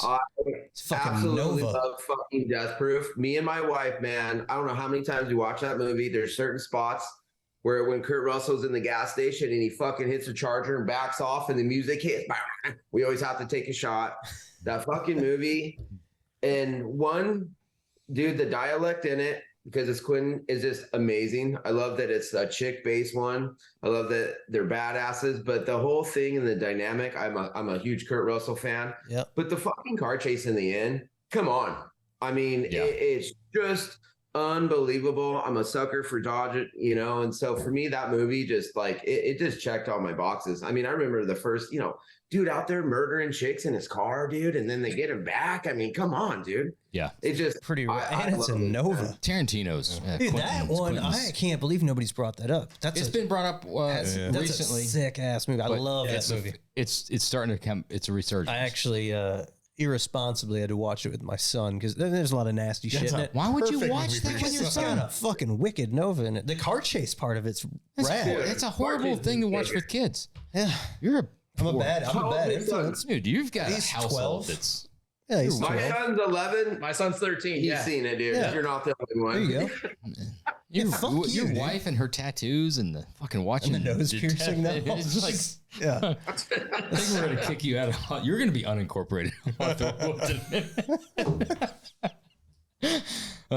Fuck you. Mine has an equal ending. Okay. We haven't talked about that. Okay. Cooper. Ever seen Hooper? Hooper with Burt Reynolds. Yeah. Oh, okay. All right, Burt Reynolds. Dude, Burt Reynolds is a stunt man.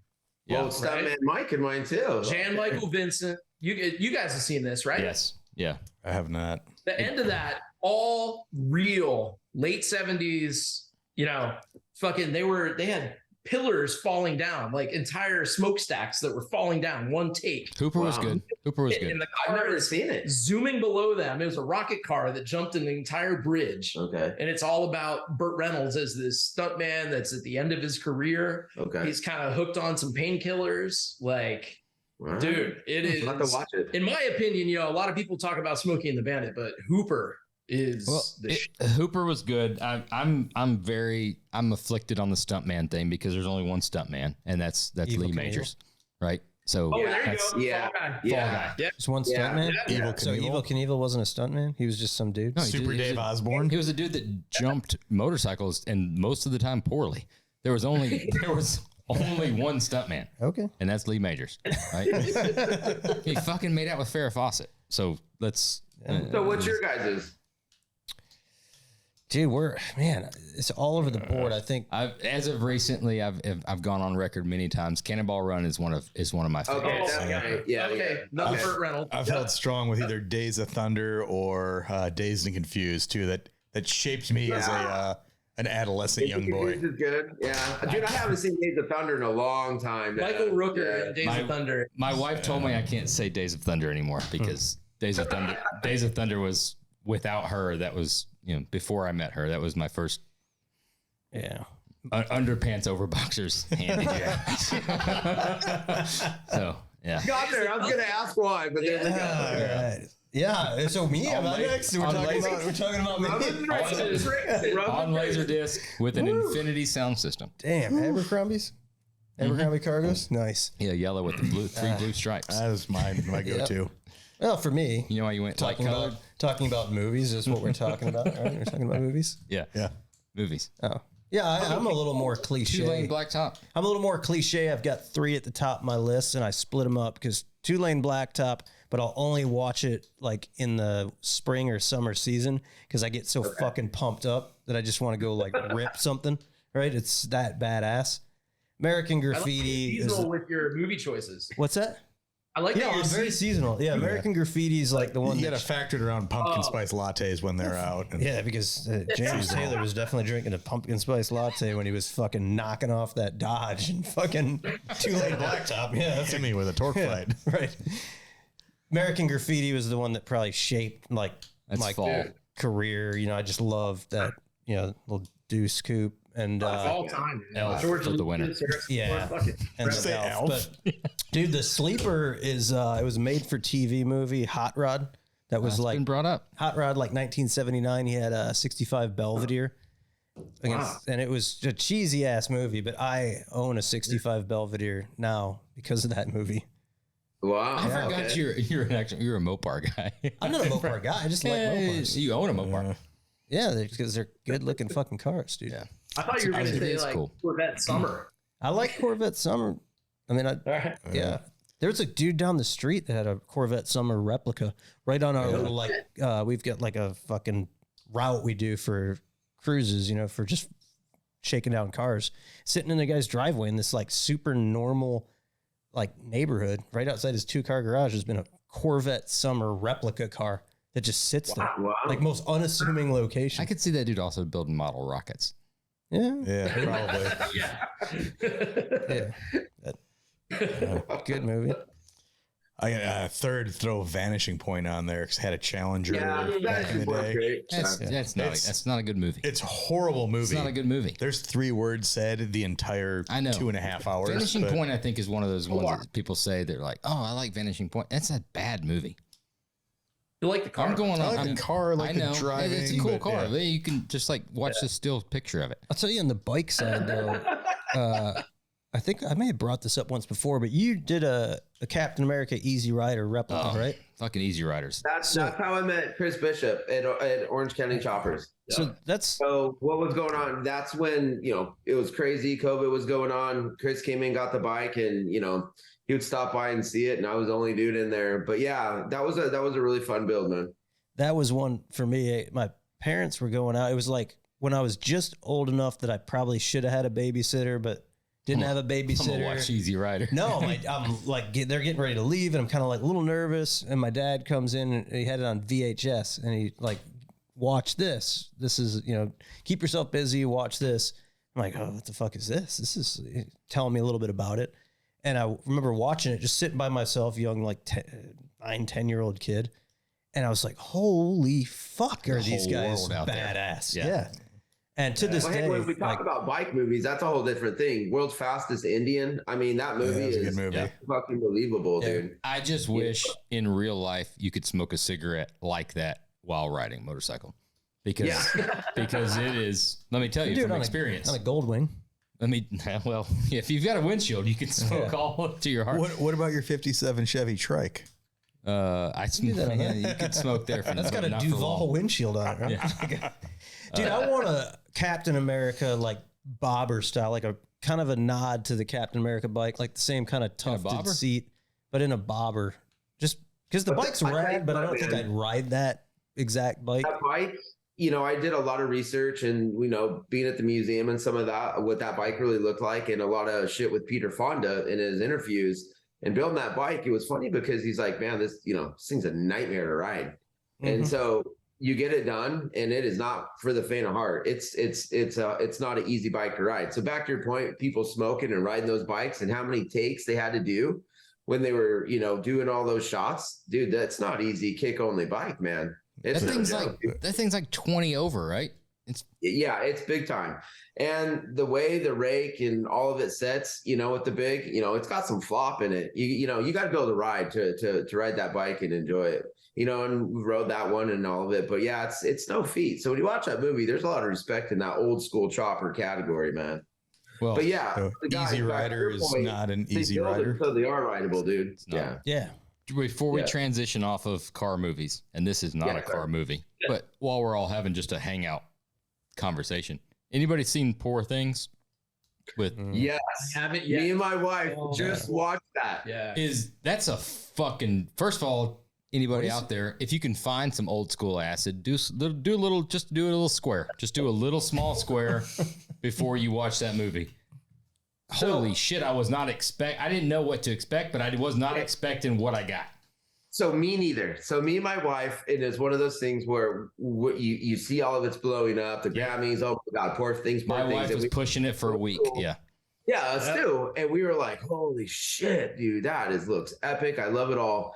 And then by the end of it, we're kind of looking at each other and we're like, wow, man, that was almost like this, I don't even know how, this sexual exploitation of it was not what I thought, dude. The first probably 12 to 15 minutes, I was struggling to be like, fuck this shit. Right. It started way weird, but I hung with it. It was like, and it drug it out a little bit. Yeah, it drug it out a little bit. It was a little bit like an old school black and white, like Bride of Frankenstein, a little bit of Vincent Price's, and a lot of that behind it. Yeah. A little bit of Up All Night. It was a little bit of stuff, and you're like, holy shit! But there were some little unique things. It's a new movie. It's a brand new movie. Emma Stone just won like a shit ton of awards for it. So my wife kept saying, "Well, I keep hearing about the Poor Things. We need to watch Poor Things. We need to watch Poor Things." So finally, we watch it. It goes real fucking weird. But then after there's some cool things happen and you're like, all right, well, we're in it now. I got to see how they take this story. Did we get like a Netflix or Amazon Prime sponsorship that I don't know about? I feel like is there a car in it? No, you're just over here like rambling about some. This is a current event. Okay. This is like current events. Everybody's talking current about events section now. Everybody's talking. Since we just watched it, because I want your opinion. You're trying to relate. You're relating with the audience. I think that there was they did so many things really well. There was the whole ship scene. There was from a movie making standpoint, fucking amazing. Really great soundtrack. They did a really good job of stuff. I guess they had to set the stage, but man, the fucking first 15, 20 minutes, whatever, so weird. But then you start rooting for somebody and it's worth a watch. Like, oh, I'm going to go, be a prostitute to make money. And it takes you on a fucking trip, man. I'm going to give it a run. Don't watch it with your 12-year-old. At the end of the day, forget everything else. At the end of the day, it's funny as shit. I'll give it a run. There's some lines in there. I mean, I must go punch this baby is still probably one of the fucking best lines out of all time. Yeah. It's worth a watch. Anybody out there's listening that's heard it or that's watched it, they know what I'm talking about. If you haven't, yeah, just like you said, don't watch it with any fucking kids around because it's. I just don't know that I've really seen anything like it. It's very unique. It's very I mean, as a kid that grew up in the late 90s, early 2000s, it's definitely it's a Cinemax. It's a Cinemax Saturday night afterwards. It's got some Emmanuel in it. There's kind of this going on. Yeah. It's a little Emmanuel, but not the belly button. My wife was like, I didn't know that was going to be the big part of this story. I think that alone is why Emma Stone got those awards because she did that for 75% of the movie. Yeah. There's a lot going on there. I know it was like that. Yeah, it's a late nighter for you and the wife. Oh yeah. Yeah. Night ended well too. Sets the mood off. Best piece of advice you've ever received? Man, that's a heavy question, actually. Yeah, it is. I think stay true to yourself. I think for this world, there's so much going on around us. It's chaotic as hell with all the influence, social media, pressure, blah, blah, blah. Try to stay grounded and true to yourself. And I think that that's important, and I see a lot of that with my son right now in school and the pressures that he deals with. And there's so much how we look, how we are and all that. But, you gotta be strong. You gotta know your roots. You gotta know who you are, and you can't waver from it, man. You gotta stick strong. Mm-hmm. Yeah, I mean, I think very, very similar is, one of my heroes whenever I was a kid, teenager, was Mike V. He's a pro skateboarder, lead singer of Black Flag, been in a bunch of stuff, and awesome fight video. Yeah, that's the dude. That's the dude. Oh, so sick. That just popped up the other day. It was a meme. Like, it was just a still of it. It's like, if you know this, you were a badass in the 90s. He took fucking 13, 14 guys on. Yeah. Honestly, it's like one of the first ever viral videos before there was viral. You know what I mean? That thing went everywhere. And like, he was a hero of mine. I ended up becoming friends with him. Like, we ended up like having a rapport. And there's two mantras of his, like one was stand strong and the other was never give up. And those two things, you know what I mean? For me, everything I needed to learn in life I learned through skateboarding. So like stand strong is exactly what you just echoed. So, I mean, for me, that's some of the best advice, whatever it is, man. Even, we're trying to do something here like that's unique and different. And like, we just never give up and always stand strong, be true to yourself. And, I feel that as an American, I feel that as a father, I feel that as, a friend. And like, that's what I always try to stick to, man. Dude, that's sick. That's badass. I didn't know you're like that into skating and old school stuff. Dude, you know where I just was this weekend? Hanging out in Green Bay with Steve Caballero. No shit, dude. Yeah, Cap's a legend, dude. Yeah, I've met him at Born Free. Big bike guy too. Mike E. And this last time, which was cool. But yeah, Steve's great. Big bike guy. Yeah. Yeah, my son is a like ripper skateboarder. That's what he does, right? So we went up there for this competition. So he got to skate with him and everything, which it was cool, like seeing him because he was doing the vert and bowl and stuff. But I'm watching him like, this is like surreal to watch. But at the same time, I know he's a hot rod guy and a bike guy and stuff. And we reached out to him to do the podcast, and he ghosted us. So part of me is like, dude, I hope you clip that fucking rail. I hope you clip that rail and fucking eat it, you old man. But the other part of me is like, dude, this guy is rad, like 57 or something years old. Still riding dirt bikes, skating and shit. Dude, he's dropping in a 12-foot vert ramp and just like so much style. I mean, he's not like airing out like he used to, but it's impressive. It's true legend to watch. Well, all those guys, so much of that clique and that core, those guys still skate, man. Those guys, that's an old school clique that is still standing strong. We at Born Free this year, man, we were just hanging out in Christian Hosoi. Yeah. If you're talking about Christian Hosoi, right up there. Dude, he still skates constantly. Oh my God. All those guys. Tony Hawk, like the Tony Hawk documentary. That was one of the heaviest things I've seen. You know what I mean? Good. Yeah. Like unbelievable. That goes back for me, so I've always identified with a lot of those guys, and that same authenticity and culture and, protectiveness, like if I'm saying that correctly, like also applies to everything, that we're doing. They knew they were doing something and they did it, unapologetic, they just did it and they stuck to it, but they also changed the industry, the world, the vibe, the culture. But that goes back to, they were like, cool, we're going to do this. And if you don't like it, fuck off. Go fuck yourself. And I think that's important. If you believe in something, you got to stand by it, man. Yeah. Dude, isn't that crazy when you compare those dudes? Like, look at your average 57 to 60-year-old dude. Like, just shitty, like, overweight, out of shape. Like, and then you look at these dudes, like, Tony Hawk's still thrashing, ripping like 720s and just getting their asses kicked their entire life. Passion. Crazy. That and wicked raw, God-gifted talent. Yeah, there's that too. You gotta have that whole God-given talent thing. That part. Yeah. This started with Cody and the guys from Velocity Restorations, right? Modern Classics. And we've done this a couple times now with basically your best law enforcement interaction story. Yeah, we got a skateboarder and a fucking bike dude. You guys got to have some really good stuff. All right. Well, first of all, raise your hand if you've been arrested. I've been in jail, dude. I've been in jail multiple times, arrested. I won't lie, dude. Cheers. Yeah. I would say I was on the rowdier side of life for a long time. A little, it's better. But yeah, there was some wild friends and some wild years, man. Yeah.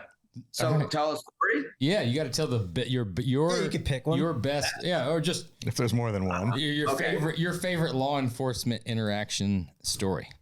I'll try to keep it fast because this one has a little depth to it, but it kind of just a skosh of depth. I think depth. Okay, so we're hanging out. We're at my house, and one of my buddies, Jeremiah, comes over. We have the whole crew over, and he'd been playing Grand Theft Auto, right? And he kept saying, "Whoa, street." And I don't know why. I have no idea why, but he thought it was hilarious. And we're just, fucking whatever, Tams, he was local weed dealer, all these things. So trying to paint a picture of Jeremiah. Great dude, but that was the crowd I was running with. So it's me, my wife, it's Jeremiah, it's Wes. We got a whole squad. And so we go down to this bar, downtown Fort Collins, which downtown Fort Collins is amazing. Great bar, great scene, but college town, they're always packed. It's always rowdy, right? And so we go to the Drunken Monkey, and the Drunken Monkey is I don't even know how to explain it. It's got swings, it's got cages, all this shit. It's pretty chaotic, right? And so Tams is running around, and the night's wearing on. It's busy as shit. My wife's there, Wes, all these people with sister, girls dancing on cages and shit. And one of the bouncers comes up to me and he's like, "Listen, man, your buddy's got to stop calling out gang calls." And I said, "Gang calls?" And he said, "Yeah, man, the Grove Street thing has to stop." And I said, "It's off a video game, dude. Like, he's just being, funny. We're not gang members, dude. There's no gangs here, buddy." And so he's like, make sure. So he pulls me back a little bit later. It's like another hour. And he's like, "I'm just letting you know, you guys have been cool, but there's a bunch of dudes, kind of waiting for you. And, they think you're all gang related." And I'm like, "Oh my God, dude, it's fucking off a video game, but whatever, just keep blowing this shit off, dude." Jeremiah's still running around. We're having the hoot and hollering, drinking like crazy people as always. Right. And so we're coming down, we're at the downside part of the stairs, and all of a sudden I see this interaction with this dude, with Jeremiah. And I'm like, fuck, here we go, man. So everybody's kind of popping off. Jeremiah still thinks it's hilarious to go straight, yelling at these dudes. I'm just like trying not to laugh, but I can tell the dudes are taking it pretty serious at this point. So, you're starting to switch gears. Okay. Oh, okay. Got some Spice Girls around here. This might pop off. So I'm still blowing it off. Plus we have a bunch of ladies with us, which makes me even more uptight, but I know that my boys too, they'll roll. So we go outside, and now it's getting close to closing time. Everybody's pouring out to the streets, and we're kind of just down from the Drunken Monkey, and these two dudes are just hollering, man, and going. And it was like, dude, I just don't have time for this. I'm kind of in a thing. It's late. So, I mean, first dude, you know, it's like, we're going to go Grove Street it is. Here we go. And so just start going. But what I did know is we were start going and fighting that everybody else was pouring out the bars, and now all kinds of fights were starting to happen, and it was getting heavy, man. I look over, one of my buddies is in a car. He's getting stomped. I look down. I've lost a shoe. I've lost my hat, dude. Part of my shirt's ripped off. I'm looking over at my wife, and she's just like, run, because knows all the cops are coming, right? We all know what that means. I'm looking for Jeremiah, dude, and I can't find him anywhere, dude. Finally, I look over, and he's tangled up with this freaking cop, dude. And I'm trying to run over because I'm like, oh, dude, it's good. You know, we're not in a gang. It's a fucking video game. As we're kind of like getting in and out of fights, you know, we're all bleeding and shit. And this freaking cop, dude, looks at me, stand down, and like screams at me. So I back off, and he just takes Jeremiah, pulls him up off the cop car. Done, dude. Pours him in, and I looked at him. He looked at me. We did a weird thing, and I just took off running. A little shake. Go on. And then my wife and the rest of the crew was smart enough to know, like, we just basically circled around the block and all met each other. So we got away. It was a pretty overall, you know, I won't get into all the details, wild thing with the cops and all of it. But Jeremiah did not get away. My buddy, Jeremiah didn't have the best night that night. I did escape that night, but it was kind of a funny one overall, that all this chaos, all this fights, the whole bar, all people getting arrested, and my buddy over thinking that Grove Street's funny to yell out in a bar all night. Yeah, it's amazing what can start some shit. Yeah, dude, Grove Street. Yeah. Grand Theft Auto, dude. Who would have thought, man? So that's one. Yeah. So right. You're up.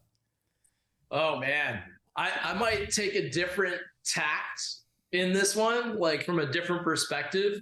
So I don't know if you're gonna think this is funny or whatever, but so for like in my career for about 10 years, I worked on New York Comic-Con, and so you know, super interesting crowd. Very interesting crowd. Very different crowd. Different world, man. Definitely no fights going on over there. Yeah, dude. I bet you'd be surprised. Cosplay fights. You'd be surprised. Huh. Like Very passionate people, right? very passionate. Similar, it's weird, like different subject matter, same passion. Same passion. I'm gonna dress up. I'm gonna live it. It's Grove Street, dude. Oh, dude. It's still Grove Street. For that weekend, like people would put off major surgeries to come to New York Comic-Con. People were like treated like, you throw on a costume, you're like a fucking celebrity. You are Captain America that weekend, whatever it is. You know what I mean? Dude, an implant is nothing for Comic-Con. Oh, dude. So I worked on Comic-Con, so I was tapped into the security team whenever we were there. So I used to handle a little bit of crowd control, some other shit, right? So I usually would work the main stage and do some other stuff there. And I remember coming on the comms was like, hey, we got an issue down in the food court. And we're like, okay, you know, what's the issue? And I'm with this guy. His name was Q. And that's what I knew him as, Q. And dude was former NYPD, you know, handled security for everything, big, you know, 300-pound brother that would fuck people up. Dude, you know, and like he was my guy. This is the food court. Are they fucking around at Sbarro, or is it one potato, two potato, or Orange Julius? It's like, they're popping. and it's worse because it's like $30 here at the Javits Center in New York City. So you know, so to give you a perspective, We've got the Hulk fucking Princess Leia. Yes. 4 days, CGI 250,000 people. Oh, So, like, I mean, heavy, gnarly people would camp out for days on the streets of New York to get into this place. You know, super passionate, very mellow for the most part. You know, like not crazy. You know, anything, right? So we get this call, and it's like, yeah, okay, what's going on? What's the deal? Super Mario is drunk and trying to start fights with people in the food court. Like Super Mario, okay, because everybody's in costume, right? So we get down there, and I'm one of the first people there. Super Mario is passed out on the floor. Everybody's around him, just watching. Dude gets up, and he just starts swinging at you. Like Q comes over, former NYPD, just grabs this dude, bear hugs him, carries him out.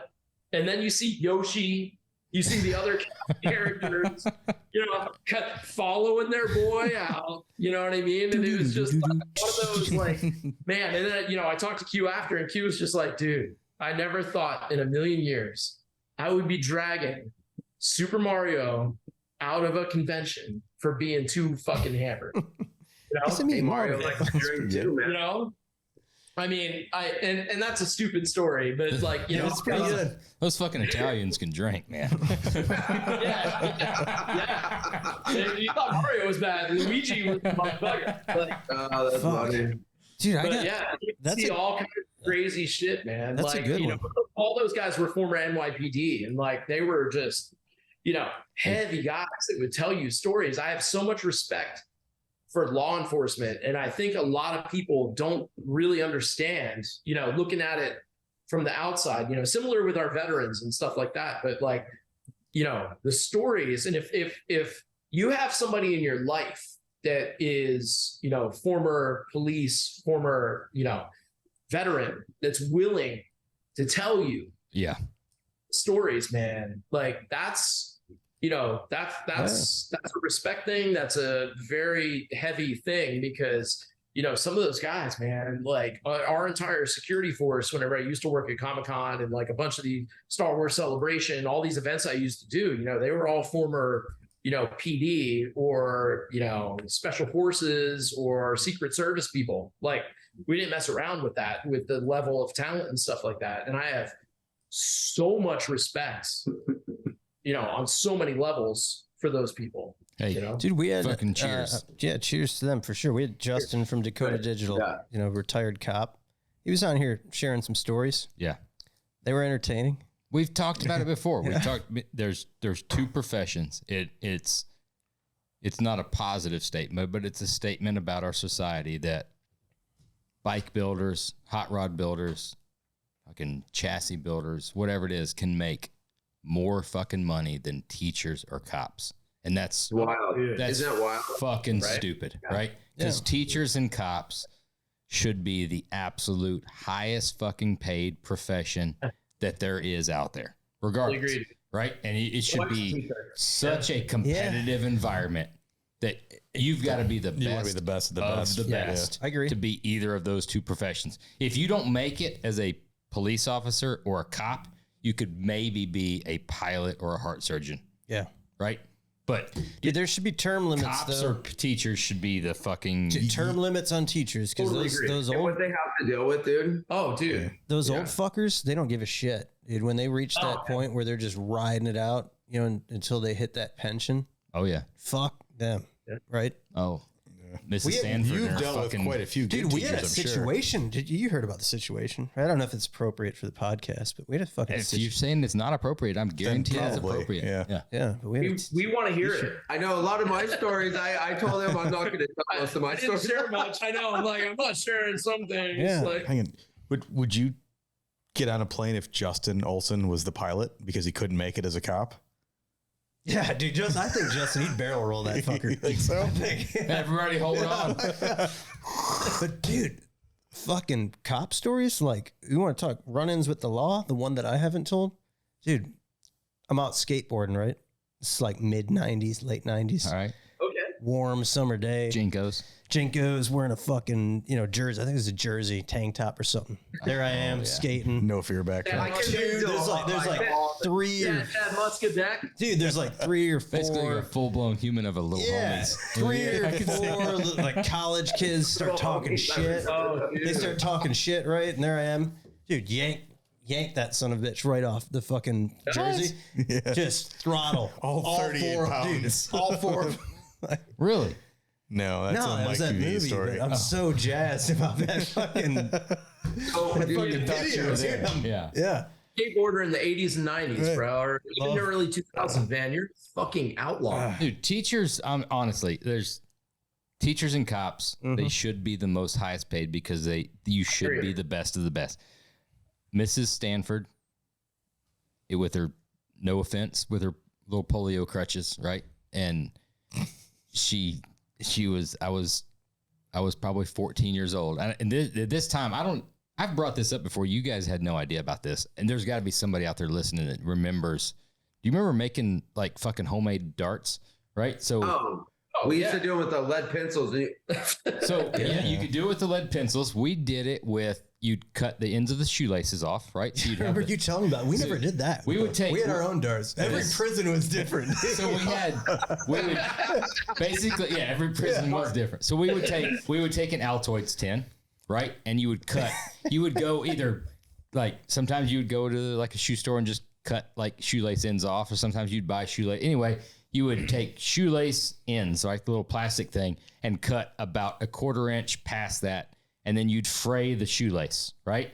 And then you would do a needle straight through it, right? Through the backside. What kind of like a sewing needle? Like a push pin. No, that makes sense. It's got a back. Yeah. Yeah, it's got a back on it, so it would stop. So you would push that all the way through, right? So you would have a needle, then you would have a plastic shank, and then you would have a feathered end, right? Yeah. Well, if you made sure that you did your feathered end at the correct distance, you would just fill up, 10, 20 of those, whatever you could make over the weekend in your Altoids tin, and then a Bic pen, right? That just the smooth tube. Yep. You pull that apart, pull the little cap out of the end of it, and it's just a tube. That thing fits in there perfect, and you've got a mini blow dart gun. And I'm telling you what. First of all, and do you like dip it in like a poison frog? You wouldn't have to do anything. That thing would stick into a chalkboard like nobody's business all the way up to the thing. Did you ever hit anybody with it? Yeah, back of the neck was the back of the neck or the back of the arm right there, like 3 seats in front of you, and you just bury that thing in. It's like taking down a rhino. It's like, oh shit! You see that little. But we would always wait for Miss Stanford to turn around, and because it took her a little bit to turn around. Yeah. And she had those crutches that would like give the supports up there on the arms, you know, and it would take a little while to get around. And as soon as she would get around, there'd be like 3 or 4 of us, and we'd all at the same time and on that. You knew that was your window, man. Yeah. But man, those darts, I'm telling you, we did it with. Remember that era? They had those Bic pens that you could see the ink. It had the window for the ink, and the tip was literally the tip was like a fucking needle. Yeah. Well, you just take a rubber band and you splay your fingers and you get in there like a crossbow and you draw that thing back. Dude, I put one of those science class in like 7th grade into Jay Gustafson's forearm right here. Just stuck that fucker in there. That's a permanent scar. Yeah, dude, we could tell stories forever, high school chaos. And I come from a little school, dude, and they were lawless. Like, I can't even tell stories about what happened in the photo room. Yep. All the shop class was just lawless, dude. And it was always violence, dude. What could we make blow up? What could we shoot across the room? And what could we make that was fucking dangerous, dude? Yeah. And that was it, man. It was just chaos, and the poor teachers, they just couldn't handle all of it. A lot of times it was like you said, there was a weak spot that they had, and we would sniff it out. Fucking prisoners always find the warden's fucking weak spot. What do you think that would read like in the media today? If the news reported on that. Just wasting some kid in the back of the arm with a series of darts. Oh, I'm telling you what. I'll bet you do that you made. Yeah, that he fashioned. Oh my God, I couldn't even dream up the way they would. Oh, you'd be front page news. I remember convincing our science teacher. This was like 10th grade. The entire class, guys, girls, everybody. We were all on the same page. This is one of the rare times. This was right when potato guns were popping off. A big thing. Yeah, we convinced the science teacher that this is something that we should all build in class. And we each built potato guns in a horrible 10th grade science class. Every single one of us. There was like 14 or 15 kids in this class. We all built potato guns and then took them out on the football field in school and shot them at different like plywood and stuff and see what we could shoot through. That was a thing we did in fucking school. Yeah. It took look like, how you turned out.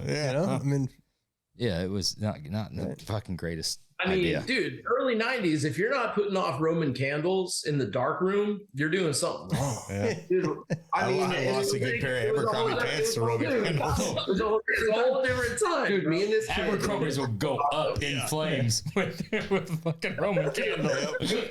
eighth grade. His name was Matt Colazzo. He was a transfer to our school, and he was so cool to me, dude. And I was super into like rap and hip hop, dude. It was all about Snoop, Tupac, NWA. And so for our 8th grade graduation, they're like, you guys should do a little like song about the year. And we're like, well, can we do a rap? And they were like, oh, that would be so sweet. That'd be great. Dude, we got up there, dude, and we did this rap talking about eating steak burritos because it's good to keep the yang up. I mean, I remember just hitting this rap, just thinking, oh, yeah, fuck yeah. And then looking out, and all the parents and everybody was stone cold, dude. And I remember getting off the stage and the teachers grabbing us. What was that? Because they didn't think to read our lyrics as a whole before we went and did this beautiful 8th grade graduation rap. And I just remember thinking like, oh, I thought it was so awesome. And why is everybody so pissed off? But looking back, my mom was like, that was probably one of the most inappropriate things I've ever seen. What the fuck were the guys thinking? And I thought it was sick. The steak burrito. Yeah, I'll never forget. And I know I can remember a lot of the lyrics, but one of them was, it's good to eat steak burritos because it's good to keep the gang up. And me and nothing about graduation, nothing about school, nothing about anything but what we thought. And just remember a sea of, like, you could hear a pin drop, dude. And we were just like, and everybody was just nothing, dude. Somebody somewhere remember. Oh yeah. You bring up Roman candles, and there's a lot of stories we can't tell on this podcast, obviously, and there's a lot of stories I won't tell. But there is a story. Statute of limitations have obviously ran out. There is nothing like cases of Roman candles in the back of the truck, right? In Atlanta. This is where I grew up in high school years, right?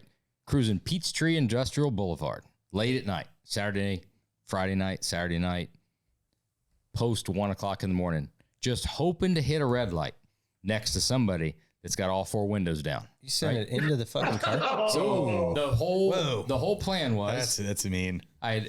Corey was always driving. I was rolling shotgun. Then we had a couple of different buddies in the back of the truck, right? Or we were in the Bronco too, but generally the pickup truck. My job was to make conversation with the driver. Distract him. Keep the window down. And I see where this is going. While somebody in the back was generally doing either a 4-pack or a 6-pack that we've already run. Duct tape together. Right? Oh my God. Excuse me, fine sir. We have found ourselves misplaced in this fine city that you have here. If we could just find the nearest Chick-fil-A, right? And as he's lighting and just loading the back seat. And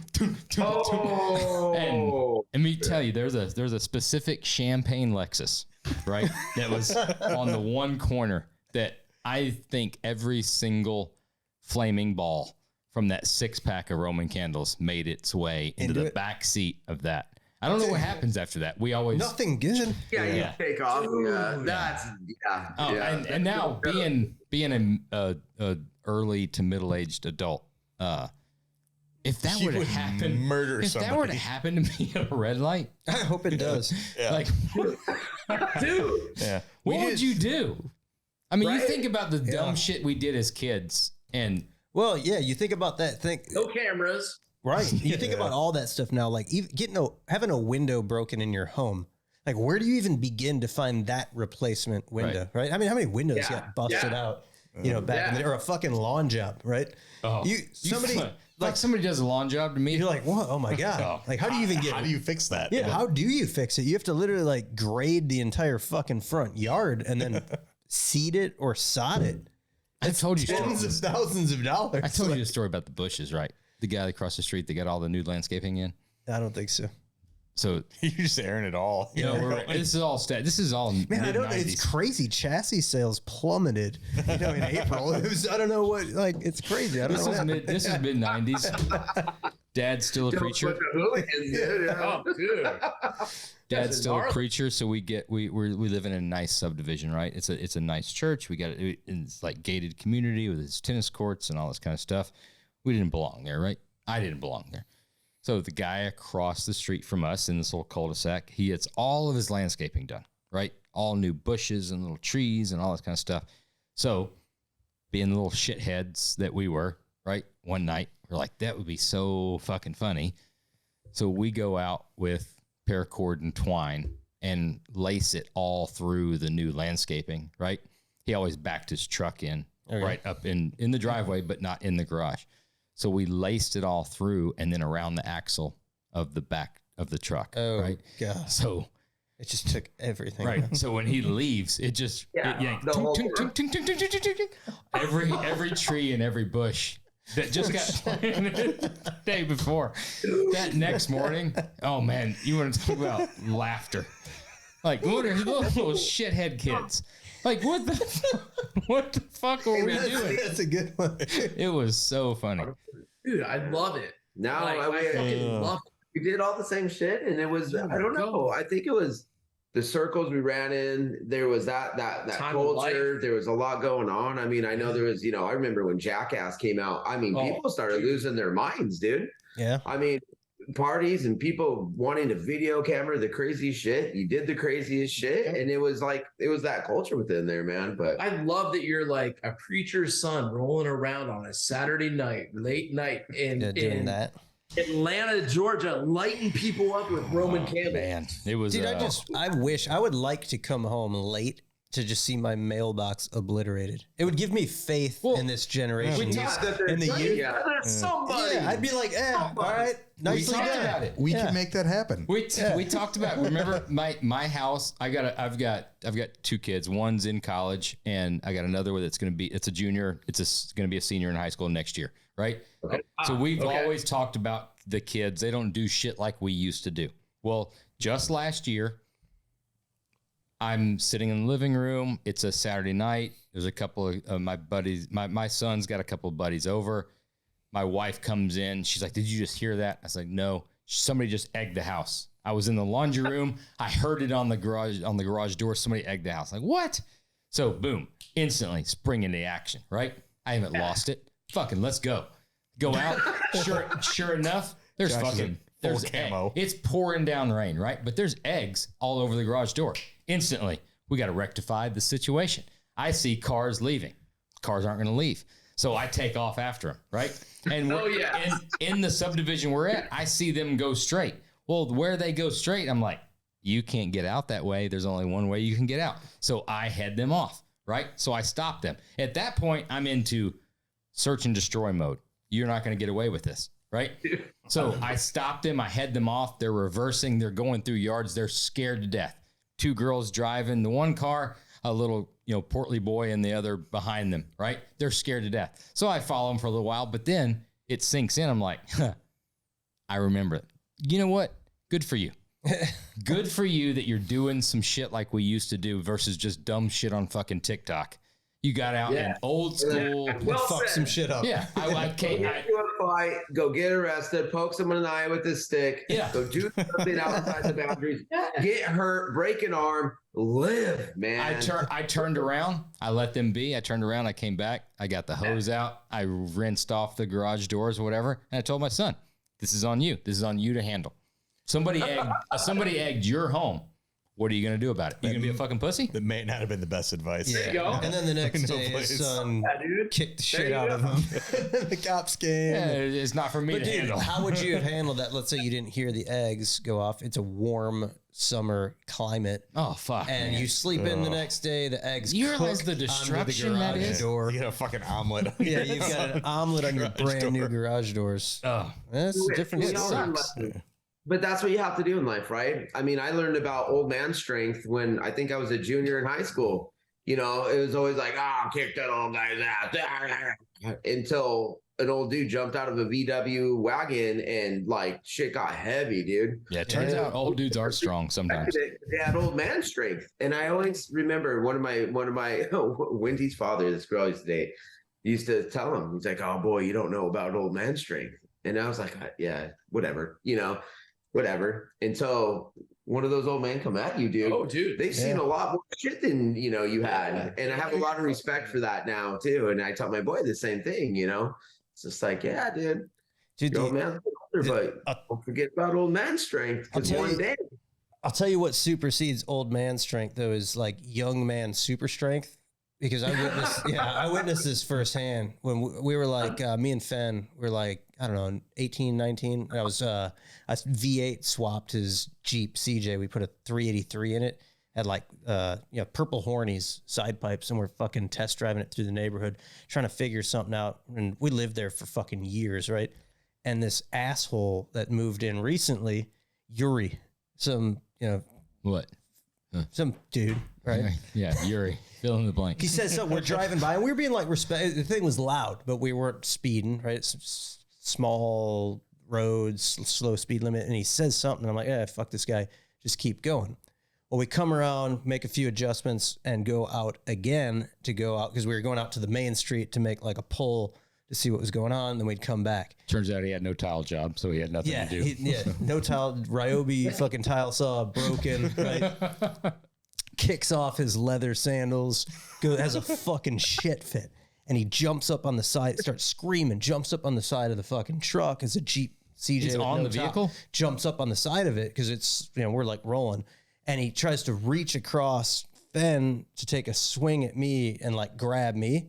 And this is old man strength, right? Like crazy old man strength. Well, Fen was like this jacked fucking dude and just grabs him by the throat and just smashes his head into the fucking windshield and then removes him from the vehicle, right? And takes him out and just like slams his ass down on the pavement.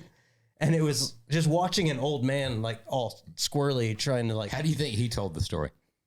Yeah, he's like, they told those motherfuckers, you don't come around here anymore. You drive this fast in here, never again. Yeah, I think that's mine was kind of the same, but my dad at the time, my stepdad, big biker dude, had to save me. And it's kind of the same story. It was me, my buddy Kane, which we call Cocaine, and his girlfriend, freaking Katie, and she cuts this dude off. And I'm in the back and I'm like, woo. I mean, clearly you're bad, Katie. Like, trying to give him a wave. And Kane's like, fuck this guy. And I'm like, whatever. We just had to do a loop around 2 blocks to bring me back home. And it's the same thing. I'm like, this dude's definitely following us, man. And you just see this dude hunched off in this VW van, big gray hair. And I'm like, he's definitely following us, man. And Kane's just like, fucking, still piped up. We're going to get him. And Kane was rowdy. We all hold our own to a certain degree. And, this is on a Saturday at 2:00 in the afternoon. Some things have already been happening and what nothing else to do in Wyoming. So we're out, tuned up and all this. My dad's home. And so we go around to drop me off and boom, this guy flies around the corner, dude. And he jumps out of that VW van with 2 Snapple bottles, man. And I'm like, oh shit, dude, this guy's out playing games, man. And he did that whole thing. He ran up and Kane's like, and by the time he could say what's up, I mean, and they're not breaking. I don't know if it was, a weird Snapple bottles are thick. Yeah, they're better than Sobe bottles. Bottle, it's pretty strong. Yeah. I mean, he just goes to the ground. And I'm like, whoa, freaking out. This dude jumps on top of Kane and is grabbing him by the head, choking him out. I'm on top of him. And at this point, I'm just like cracking this dude. Nothing. It's like a tiger, dude. This guy was just out of his mind. And then the next thing you know, I get like thrown back, dude. This dude gets thrown back, and my, stepdad's outside, fucking saving us because this old man is just in a fit of freaking rage, dude. And so my dad handles the situation. I'm trying to just freaking think about what's going on. Kane is just, he's bleeding, his shirt's tore off. And he put it to bed. But that old guy, even after that, man, even after my dad handled it, he still was like, took a while for my dad to calm this guy down to get him back in the van and let him leave because he just saw red, dude. Yeah. And I know looking back to where I'm at, he just saw some young ass punk motherfuckers that needed an ass whipping, dude. And he wasn't wrong. No, yeah, you probably learned something. Once the switch flips, he was tough. It flips off all pain. You can't feel Once the switch flips. And he had to have been 67, 70. I mean, this was not like mid-age guy. Dude. And just tough as nails, snapping bottles and ready to kill us, dude. I'd be curious if you popped the top off those. What it said on them. The Snapple bottle. Those Snapple bottles say? Yeah. Get you an ass whooping. Yeah. Fuck around and find out. Dude. You popped the wrong lid, dude. Last and final question. All right, so we've got to know each other, right? Now we're getting. So we're first car days now. Lately, we've been trying to make some guesses, right? And the fans really like us trying to make the guesses. So we ask a couple of standard questions to kind of get the bearings, right? So generally, the question has always been, what was your first car and a story about that car? Probably the last season or more, we've been starting to make our own guesses before you answer. So first off, what year did you turn 16? Whoever wants to go first. Oh my God. So I graduated in 1996. 96. Okay. In Wyoming. 96 in Wyoming, dude. So that's important. Okay. Yeah. Brian, what about you? What year did you turn 16? I graduated high school in 91. So I had just 89. 18. I just turned 18. I might have been 17 by like a week. Were you in South Florida then, or still in Pennsylvania? I was in Pennsylvania for a year. Only 1 year. That fucks up my direction. Okay. That's in Pennsylvania. Fucking terrible. Either of you, your first cars, did you acquire them when you turned 16? Nope. I did. Mine was passed down. I'll say that. Okay. That was going to be the next question. So you had a vehicle. Okay. So you had it after 16? I had 17 just before I graduated. And it was a maroon Chevy Cavalier.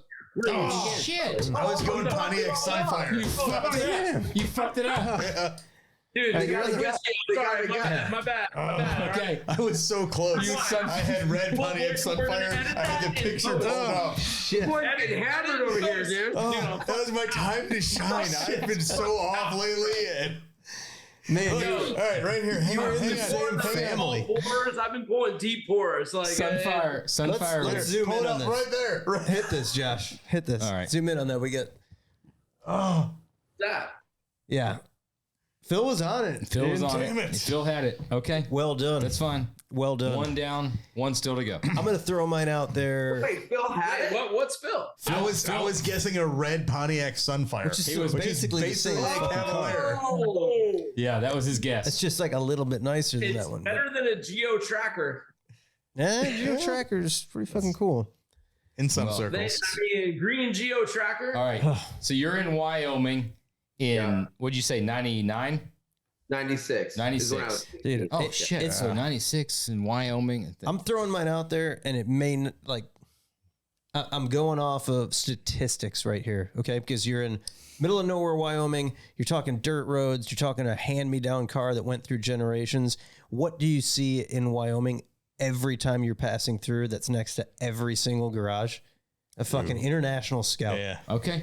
It's probably not right, but I've got to throw it out there. International Scout. All right. Right before they parked it, and I've lived there for the rest of I've its got life. one more question. What did your dad or stepdad do for a living in 96 when you got your... He worked for the railroad, and my mom worked at the coal mine. Okay, so that is a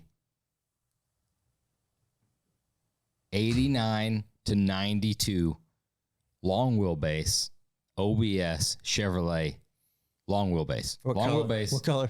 Oh, fuck. Two-wheel drive. It's going to be a fleet color. No, it's going to be a four-wheel drive. It's a fleet color. It's a fleet color. I don't know. It's brown. It's brown. So It's brown. It's brown. But it's the work truck, right? It's very specific on the work truck. rubber mat, Long wheelbase 5-seater. OBS. That's my guess. That's my guess. I'm going first gen Dakota extended cab pickup truck. I had that's mine. That was One fine. panel. One panel's a different color. So there's a different color, like a drastically whatever different the color was. There's door one or fender. Okay, square body Dakota, color. International Scout, long wheelbase OBS work truck. Well, I wish. Okay. 1988 Olds. Oh, red. Fucking yeah, Delta Olds. It was an Oldsmobile, dude. 1988. Damn. Called it the boat, dude. This fucking thing, the suspension was shot. It was like a crimson red. The interior was all fucking red, dude. And dude, I could fit everybody in it. Love the fucking thing, dude. Drove it to, well, I got stories about it, but yeah. And for whatever reason, I still don't know. My stepdad and my mom purchased this thing and drove it for a while, dude.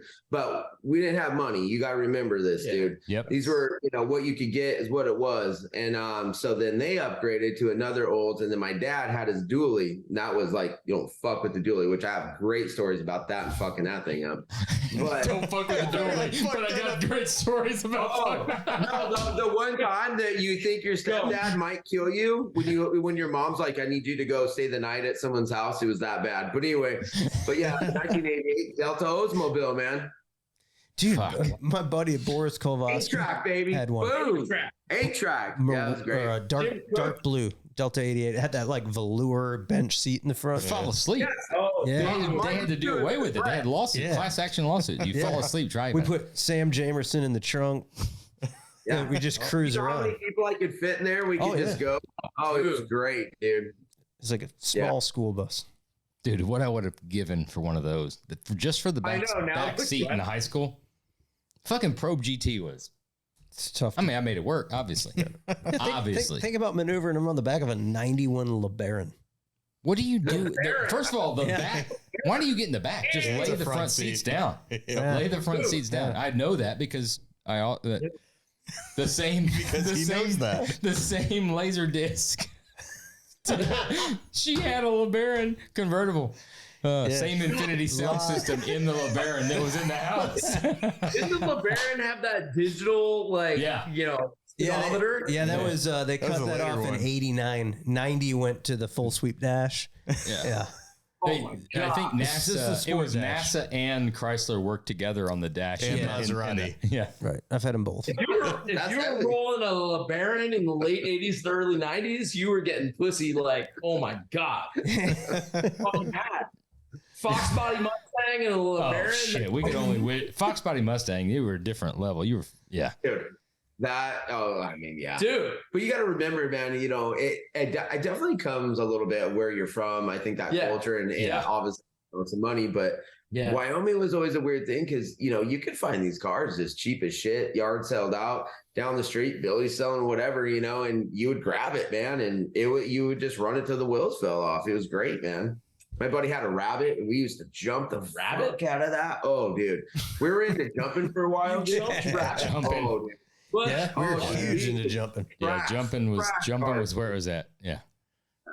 Yeah, you had to get them off the ground, dude. Yeah. Damn, dude. Yeah. That's awesome. But fellas, it's been fucking amazing. This has been a blast. Yeah. Hey, you guys have been amazing class acts. The best podcast ever, man. Had a blast, fellas. You guys know how to do it. I appreciate it. Hey, next time you guys are even in a 100-yard radius, 100-mile radius, you've got to come do it in person. We're just outside Chicago. Where is what I'm looking at? Yeah. Where is that? We're 45 minutes south of Milwaukee, 45 minutes north of Chicago. You come from Mama Tried. Oh, dude. So I think what we should do next time, we almost did it this time, is after this release that we're really proud about and all the things that are coming with you guys and us, next time we're coming. Let's set it up. But you guys have to come here at one point too, because we'll do that. We'll get in so much trouble. We'll have a shitload of fun. Dude, we would love to, man. We've got, I don't know, that whole East Coast area. To me, it's just like state. But we just got to run up there. Well, we're talking about at some point we've got a good customer, Delancey out in Boston. Where's he at? Cape Cod. Yeah, out in the Cape. Where are you guys at? They're up north of there. Right? We're in Connecticut. We're like an hour north of New York City. But if we shoot over there at some point, because we're talking about maybe doing like a road tour, cruising, doing something that way. That'd be awesome to come up. I couldn't think of a better place to stop. We're gonna be out at Milwaukee maybe this summer in July. Dude, some stuff going on with Harley. Like we need to come and see you guys. Yeah, dude, stop by. Let's set it up. 30, 40 minutes from there. Seriously need more of the tent. We're gonna order cases, right? We're gonna set it up. We'll email. No. I do want to say one thing that's important to me to wrap this up. You know, all the bullshit said and all the funny stories and the vibe of you guys. But I just, I've been in this industry a long time, and no matter what shop I've been in, no matter where we are, it's always roadster shop. It's always roadster shop chassis. The respect I have for you guys, what you've done, your brand, and what you've created, man, to be on this podcast with you guys, to even give a fuck about me at all. I just got mad respect, man. So I just really want to say that. Yeah. Awesome, man. Well, dude, we appreciate it. Likewise, dude. Fucking means a lot. Cars and shit you guys do, it's next to none. Thanks, buddy. Keep up the good work, man. Appreciate it. Love what you guys have done, man. It means a lot. Yeah. Take care, fellas. Big thanks again to Josh and Brian. American Metal Whiskey, American Metal. We got all the Instagram stuff. We got it all right here. We got it all. Plug it, man. You gotta say it. I know. Listeners can't read it. Well, AmericanMetalWhiskey.com. Thank you. AmericanMetalWhiskey.com. But we got like so many more Instagrams. I'm pulling them up right now. Hold on. I've got them all. We've got American Metal Customs on Instagram.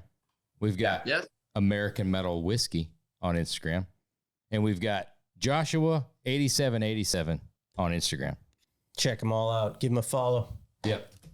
Thanks for listening to Oil and Whiskey with the Roadster Shop, an Ironclad original. Remember, if you like the show, be sure to leave a rating. Smash that like button. Subscribe. Do all of the things that it says to do because it helps the algorithm. As of late. Impressive if you're still here. Oh, this was a long haul, faithful, man. We got faithful listeners. We had fun tonight. That's a good I'm going to call out. I'm going to call out a couple of guys. We've got. What do you get? Oh, we got some time, so they can edit this out. They can edit the space out while I look this up. We, unfortunately, or fortunately, not unfortunately, we've got ourselves into a little situation. We have. Is Florida-Georgia line going to whoop your ass? No. That just died off, didn't it? Yeah. That's got no traction. It was asinine. Because people watched it on YouTube, and they saw me, and they saw the guys from Florida, and they're like, realized that'd be a 2-second. This isn't even a thing to waste our fucking time on. Now, Miata makes sense. Yeah. You, cat lover, makes sense. You guys fucking can't pin shit on me. Seems like that might be a challenge. Yeah. It's definitely a challenge. Now, right now, the challenge is me working the Instagram. So we have a significant amount of Australian and Canadian listeners that are all claiming to be the OG3. Okay. Right? We brought it up. We've got 3 listeners from Canada. Canada. Wow. 3 listeners from Australia. Now, there's like 7 or 8 guys all claiming to be the OG3, right? So we're gonna give a couple of shout outs to the ones that claim to be here from the beginning, right? You know what's funny? Suspense. Well, when you think like he's digging through Oil and Whiskey DMs, which there's more than one. Well, there's more than one, but you and I we don't have access to the Oil and Whiskey. That's not my fault. Page. But what's interesting, knowing that Josh does, and I'll be scrolling through, it'll be Sunday night, and you're laying in bed and you're flipping through like all sorts of, just aimlessly flipping through, and you see like the most random thing. It'll be like a random dude's pair of boxers, and it's liked by Oil and Whiskey. And you're like, that's not true. Dude, I swear to God. You're fucking high. I swear to God. Like anything, first of all. Yes, you do. No, I don't. It happens all the fucking time. No, I'll be sitting there flipping I do not through, like things. and I will see the most random ass thing. And I'm like, why is this in my feed? And then I'll look up and it was liked by Oil and Whiskey. I do not like things at all. It's like that's something I don't do. Self-tanner one. There's that one ad that keeps fucking high. First of all, incorrect. Because me on social media, that one I'm fucking around with. I don't like things. But you do? No, you I do? don't. Then who's liking it? I don't. There's plenty of people that have access to oil and whiskey. I don't like things. Who? Chris and Elliot. And you think they just randomly like men's things? I don't like. I don't like. Come up in my feed late in the evening. I don't like things. Okay. I'm just telling you. So what do you think? That's bullshit. Yeah, 100% bullshit. _ Crockett's _ drop shop. The Aussie, the Canadian, and the one dude in Oklahoma that's been here since day one. How'd the Oklahoma guy slide in there? Okie from Muskogee? Every Monday. So Crockett's Rod Shop on Instagram. Crockett's. Angus Cathcart, right? That's Australian. I'm the Aussie. That's exactly what he said, right? Boy, mate. Crockett's Rod Shop says Angus Cathcart. All right, so we've got a little argument of who has been here from. We're big in fucking Canada and Australia. Huge. You wouldn't believe. You would not believe the following. Very small. We received 3 DMs in the United States. Yeah. So the United States doesn't. We don't. Right, it's catching on. We're coming into our stride in the U.S. We're getting there. Right. Hey, fucking American Metal. No bullshit. These guys are gone. We can talk whatever shit we want to talk. That shit's fucking good. It really is. That's great. What were you getting at with the? Yeah, it was just a quick segue. You were talking about the Australian dudes. Like I was giving some shout outs to the guys that call we appreciate them. There's probably a way, but we're too busy to really dig into who was the first 3 Australians to listen. But there's more than 3 that are claiming to be the OG 3 in Australia and in Canada. That's a great country, Australia. If we ever find ourselves there, I would hope that we could reach out to them to show us the lay of the land. Yeah, it's a long flight. I was there once, dude. It's fucking awesome. All right. He's like Charles Barkley. Dude, no, it's not a flex. Did you take your whole whiskey collection there to Australia when you visited? No, this was pre-whiskey collection. I was a young boy. It was a honeymoon. It was, okay. Yeah. No. Fucking cool. Yeah. What? You know what? I'll take Canada. I'm going to put my whole whiskey collection in the back of my truck and drive it a few blocks down the street to your house, where I will whoop your ass. And then Ford Ranger won't hold all that whiskey. There's no fucking way it will. What's the point of bringing all the whiskey over there? Just because I'll bring it back. I'll put it back on the shelf. Yeah, I'll drag your ass out there and make you look at it, and then I'll bring it back home, and I need to reorganize it anyway. Why does it these so much of it? So much. We'll see you again next week.